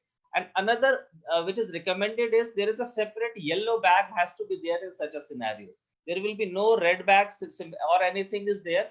All the infectious or the biomedical waste in such scenario, like waste contaminated with blood, body fluids of the COVID-19 patient, they will go into the yellow bags placed separate in a separate and dedicated dustbin along with the mask and gloves. We can take it. All the biomedical waste which is generated in quarantine, home care facilities will go in such a yellow bag, and general waste should not be stored in yellow bags. They will as earlier it was done in the facilities, it will be dealt that way.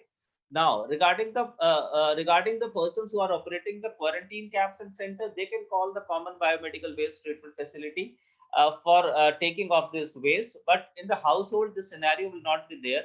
The persons taking care at the home care means where the COVID positive patient is there, they can hand over the yellow bags containing the biomedical waste to the authorized waste collector, or they can deposit the biomedical waste in yellow bag at the designated established deposition center. There are urban local bodies are there, they can help in that. And today also in the guidelines which are issued for the home isolation, one field worker or a supervision team will always be in contact with the positive cases. It can always be reported to them. They are from the urban local bodies and in the adjoining areas. They will help them in collecting all this waste. And this channel has been worked on. They will be daily in contact with the field worker or with the surveillance team, and they have a dedicated dedicated number where they can call and talk about these issues if any issue is there. Another thing which has been recommended by the pollution control board, the mask and gloves used by persons who are not infected by COVID-19, like who is living in the same home. If the person is infected, that person's mask and glove is obviously go to the yellow bag. But for the persons who are in home quarantine along with the positive patients or not infected till now but living in the same house, they can keep their masks and gloves in a paper bag for a minimum of 72 hours prior to disposal of the same as general waste. Coming to this 72 hours, just one thing clicked to my mind. There are variable theories which comes that for how long virus survives on the surfaces. Even WHO has mentioned few studies say for 1 day on cloth and wood, for 2 days on glass, for 4 days on stainless steel and plastic, for 5 to 6 days on the front of the mask. Another study says for 4 hours on copper, for 24 hours on cardboard. But all these studies, the limit we can go by that, but all these studies have been conducted in the laboratory setup, where disinfection and the cleaning protocols are not followed. Means we are not testing along with that. So in the outside scenario, real scenario, how this will convert into a real picture exactly, we don't know for how long survive. But the best thing, we know how to kill this virus, that we will talk about in the subsequent slides. Regarding the common biomedical waste treatment facility, if any facility is there, it should be reported to the pollution control committee. There should be adequate PPE for the workers. Use dedicated vehicle for COVID-19 waste. Vehicle should be sanitized after every trip, and they dispose of immediately. Even extra running is required, and they should maintain the separate record and log in the data on the COVID BWM app of the government. So this summarizes that how there should be separate color-coded areas for storage of the waste, temporary waste storage, segregated waste. All the waste should be weighed how much it is, and the waste is transported into the vehicle, and the person, it should be reported to the COVID-19 BMW mobile app. Regarding the management of the wastewater from the healthcare facility, till now it has been seen that the risk of transmission from the sewerage system is supposedly low, but still the studies are required on that. But as such, whatever STP sewage treatment plants are working, they should continue as per the prevailing practices. The operators of these ETPs, effluent treatment plant or sewage treatment plant, they should wear appropriate PPE in addition to rubber boots, which are added to the basic PPE which everybody uses. But utilization of the treated wastewater should be avoided in the current scenario of till the pandemic is there. Moving on to the second aspect, that is the cleaning and disinfection, which can directly hit the virus. We can control in our environment. For the environmental surfaces in healthcare setting, we have basically all the things which are in the surrounding of the patient, where he or she is admitted, the furnitures, computer peripherals, electronics, sinks, non-critical items like stethoscopes. In the non-healthcare setting, we have similar things like stairways, but we should segregate them into the high touch areas and low touch areas. We should always target high frequency of disinfection of these high touch areas, because these are the areas where we will touch frequently. So this can break the chain of transmission and control the infection. So regarding the principle of the environmental cleaning and disinfection, like other coronavirus, as I discussed, it has a fragile outer lipid envelope. We should target this virus, hit this virus where it is weak. And basically, what two things we always remember, that is cleaning and disinfection. Many times we see only disinfection is done. Many times we see only spray is done. So these things will not work. Basically, cleaning is very important. Cleaning makes the contact between the pathogen and the disinfectant, because of debris, whatever is organic matter is there, it is like a barrier between the disinfectant and the pathogen. And also this organic matter, they inactivate the germicidal properties of several disinfectants. The one thing, sodium hypochlorite, which is getting used for this COVID-19, its germicidal properties are inactivated by the organic matter. So cleaning aspect is very important. Cleaning with any detergent with the mechanical action is very critical. It may not kill, but it will make the contact between the pathogen and the disinfectant. And cleaning should always be from the cleanest to the dirtiest areas, from the higher to the lowest areas. It falls on the floor, we can control it. And there should be separate cleaning equipment which are color coded if possible. And fresh solution should be prepared on daily basis for each cleaning shift. As we know, the chlorine, after 8 hours, it's difficult to, that concentration is maintained. Even if the load goes inside it, Either we should check the concentration of chlorine, and if it is not possible, we should make fresh at least after 8 hours for the chlorine preparation. Different products for environmental cleaning. In the last 3 or 4 months, we have seen many products which have come to this scenario that they can be used, but Environmental Protection Agency at this website is available, that which all products can be used against the coronavirus. For what should be the duration for the contact, what should be the concentration. Basically, the most important things which are getting used are the chlorine based products, which has an active compound of hypochlorous acid. Basically, they are available as liquid, that is sodium hypochlorite, or solid or powder as a calcium hypochlorite formulation. Hypochlorite, as I said in the earlier slide, it is rapidly inactivated in presence of the organic material. So cleaning aspect is very critical when using sodium hypochlorite. The WHO has clearly defined one problem, that we get the concentration we use, how to get it. The problem is we cannot have simple one thing that use this, because the stock concentration we get is, it can be 4%, it can be 5%, it could be 10% in the liquid bleach.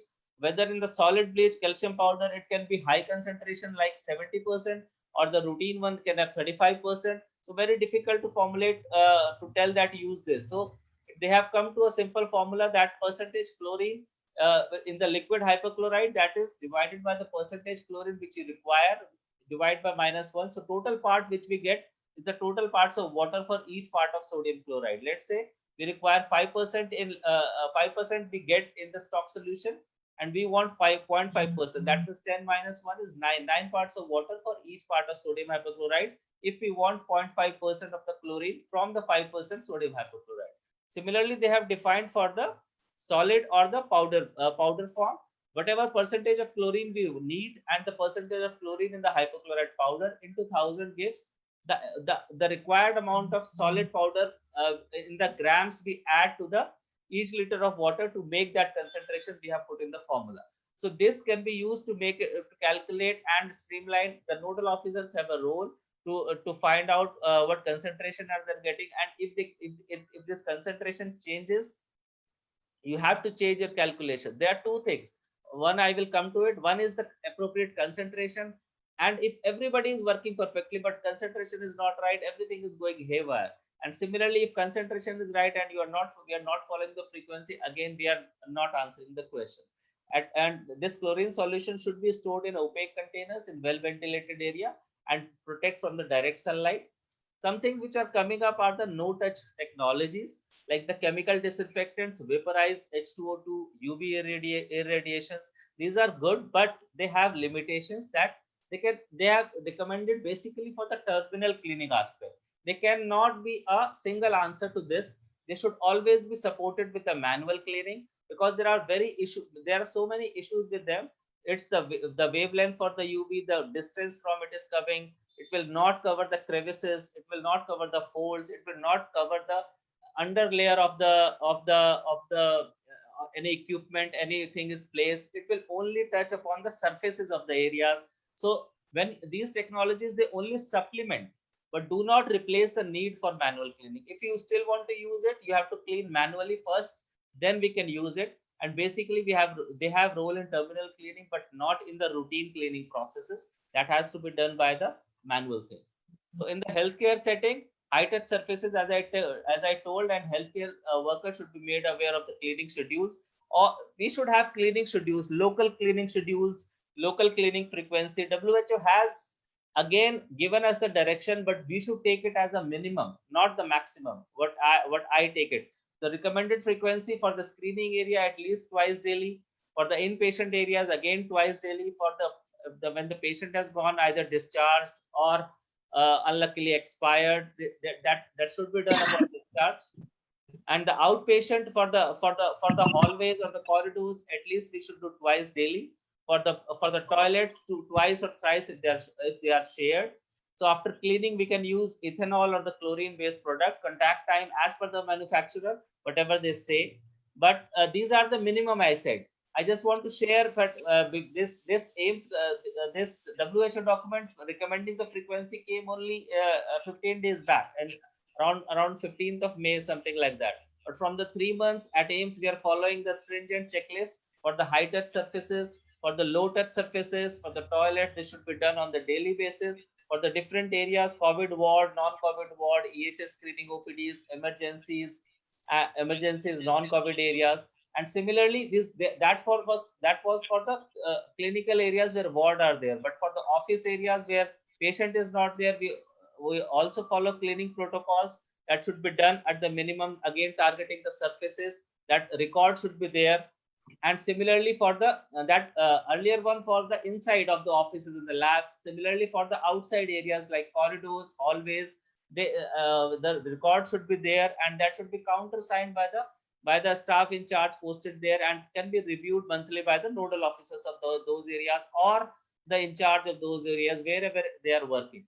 So as such, this slide tells about monitoring of the disinfection processes has not been said we should it's not said that we absolutely have to do, but in our setup we are monitoring with the ATP luminometer in our setup, and that gives a unit that gives values in the like relative light unit. And when we applied this, it's not for that we want to say that you are not doing properly. The staff get to know that they can be checked and they do properly. The method we are using, we have kept a cutoff of 250 RLU, but it was initially high, and when we see it has been maintained like last 3 months, sometimes it crosses the limit, and immediately we clean in front of them and take the reading after the contact time is over, and immediately they get to know that yes, this works, and it has an impact. We are maintaining well below 500, but sometimes it crosses the pass limit for the test, but it is helping us in maintaining monitoring of the disinfection processes in our healthcare setting. We have done in different areas and maintain that information.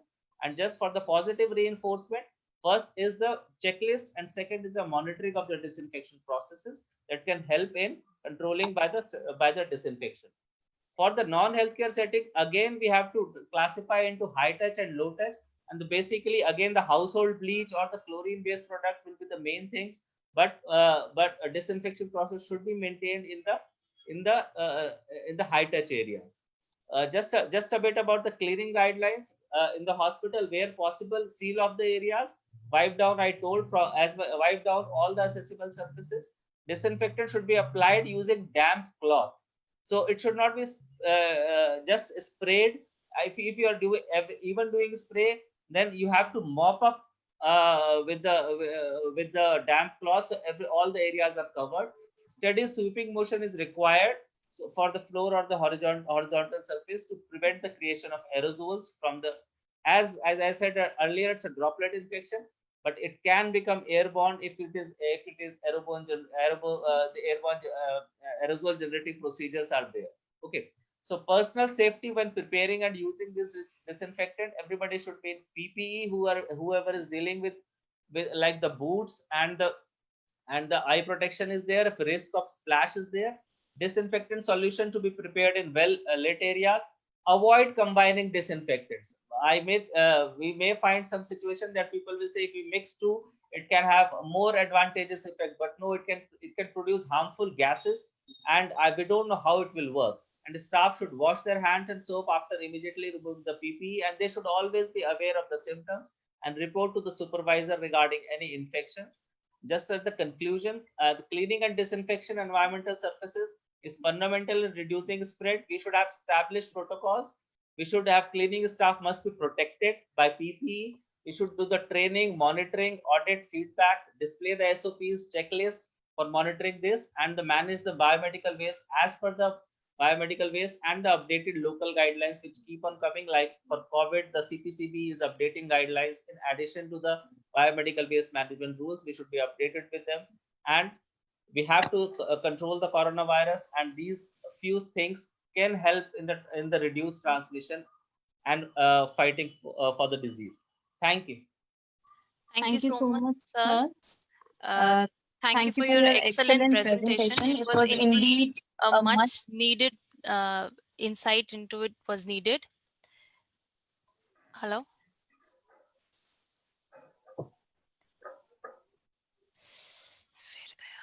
Can you share? Hello? Yeah, can you share the? Hello? Hello? Yes, we can hear you. Yes, sir. I now request Dr. Rama Chaudhary to introduce our guest of honor, Dr. Mala Chabra, to the audience. Thank you so much, ma'am.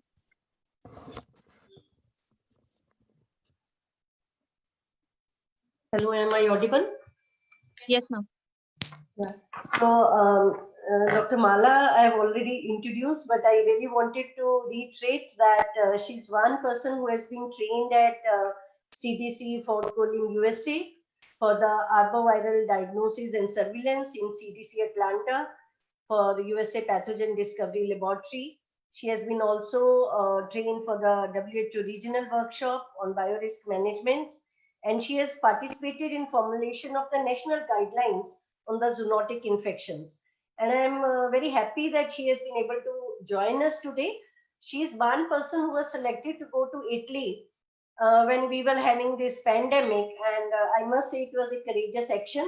I really wanted Dr. Mala to share her experience and the challenges they have faced in Italy and after coming from there. Dr. Mala, please. Thank you, ma'am. Am I audible? Yes, ma'am. Okay. At the outset, thank you so much, ma'am, for those words of, and giving this opportunity to share this experience, because, ma'am, now we realize the importance of microbiology, not only in the lab and research, but also field microbiology, which, at NCDC, when I was at NCDC, I had already learned. And in past outbreaks, emerging diseases, outbreaks and disasters, role of microbiologist has expanded. And with that, we were, deputed, as you said, to Italy for collection of samples of the stranded Indian students who wanted to come back home. Now, this was totally unprecedented at that point of time, because until then, people were brought in from China and other places and they were quarantined here. But because of situation in Italy, they had huge burden of disease and they were not prepared. Community transmission had started very early. So government took a decision that we bring the samples back first here, test them, and then get the students. And these were young boys and girls, little scared. Some were very enthusiastic. Some were not scared and very courageous. So they had to be, tackled well. Indian embassy in Italy, Rome, did a very good job. They registered these people and we were asked to leave within 2 days. So as you said, the challenges were, enormous. First thing was the courage to accumulate the courage to go. So, ma'am, we were given only 2 days. Then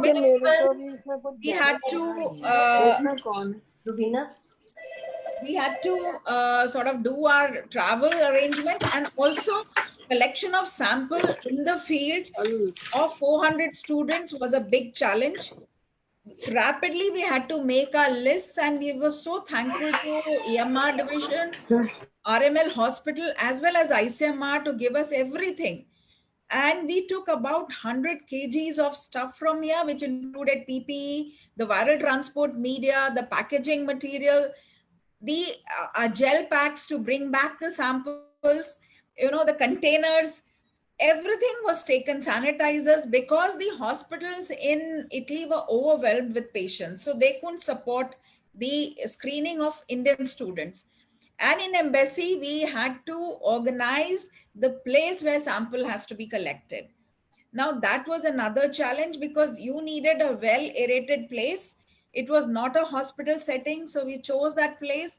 And, I must say the team was very good. So we could organize ourselves, place for storage, place for refrigeration, place for collection of samples, place for packaging. Everything had to be identified in a small area. And then embassy did a very good job with us to call the students in batches, because that time was a strict lockdown in Italy and they were not allowing people to, get collected in a place. So with the help of police and the embassy, this was organized and we collected the samples, and it was 4 of us. So it, in field, everybody is equal. So we quickly filled in our line lists and collected the samples, 400 samples in about 3.5 days. And we packed those samples. Another challenge was bringing them back. As everybody knows, international, travel of samples would need IATA guidelines and approval. So we were prepared because we had faced these, previous experiences of getting the samples. So we took our material there to pack the samples and bring them back with us. They were tested at NIV Pune, and subsequently these students were brought back in quarantine. And, fortunately, not many developed the disease. There we also did infection prevention control practices because these students, they came there. So we taught them hand hygiene and, how to travel back to country, how to take care of themselves because they were to stay back there. And they didn't have places. It was very sad because they were caught in unprecedented situations. They were staying in hotels, in hostels. So they were taught how to take care of themselves in those situations. So that was an additional job that we did. And finally, these students were brought back, very happy, went back to their home. And we learned a lot. We thank the team here in India who supported us, in Italy who supported us, and my own team. Sorry.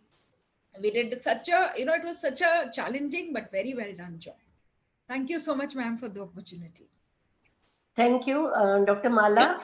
I must say that it was a real live experience sitting in our good offices. Very easy to say, but having that courage itself to go there and face those students and taking all that, nitty-gritty arrangements, I must say, from the small things of packing and all that. So I really I'm so happy that Dr. Mala could join us today, though it was a last minute joining, but thank you so much. And we really appreciate, because of lack of time, we are not taking questions today, but I will request Dr. Rubina, if we can start tomorrow at 2 rather than 2:30 to send a message. Is it possible, or we will have to plan accordingly because we have 5 talks. 5 to 6 talks tomorrow, and we have to take some questions also. Yeah. So, Dr. Rubina, will you please? Ma'am, I'll just find out and let you know. Yeah, so I'm sorry, we will have to again forego the questions, but I tried to answer some of the questions online while I was watching the webinar. And thank you so much. We will really appreciate all the speakers today. Thank you very much. All the talks were really, really very informative. And I'm getting so many messages that everyone wants the detailed PPTs. With your permissions, we will be sharing, especially Dr. Hitendra Gautam's PPT. I'm getting a lot of requests coming that people want to have your PPT. So thank you everyone, Dr. Anuj and Dr. Jyar, Dr. Lalit, Dr. Urvashi. And we will close the session for today. And we will communicate independently by Dr. Rubina if we can start early tomorrow to cover all the things. Thank you so much. Ma'am, I have a suggestion. In case the questions are for specific speakers, the same questions can be forwarded to us and we can address them. We have tried to answer a few questions which were there. But if in addition any questions are there for specific speakers, can be forwarded to individual speakers. We will do that. We will do that. Thank you. Thank you for the suggestion. Yes.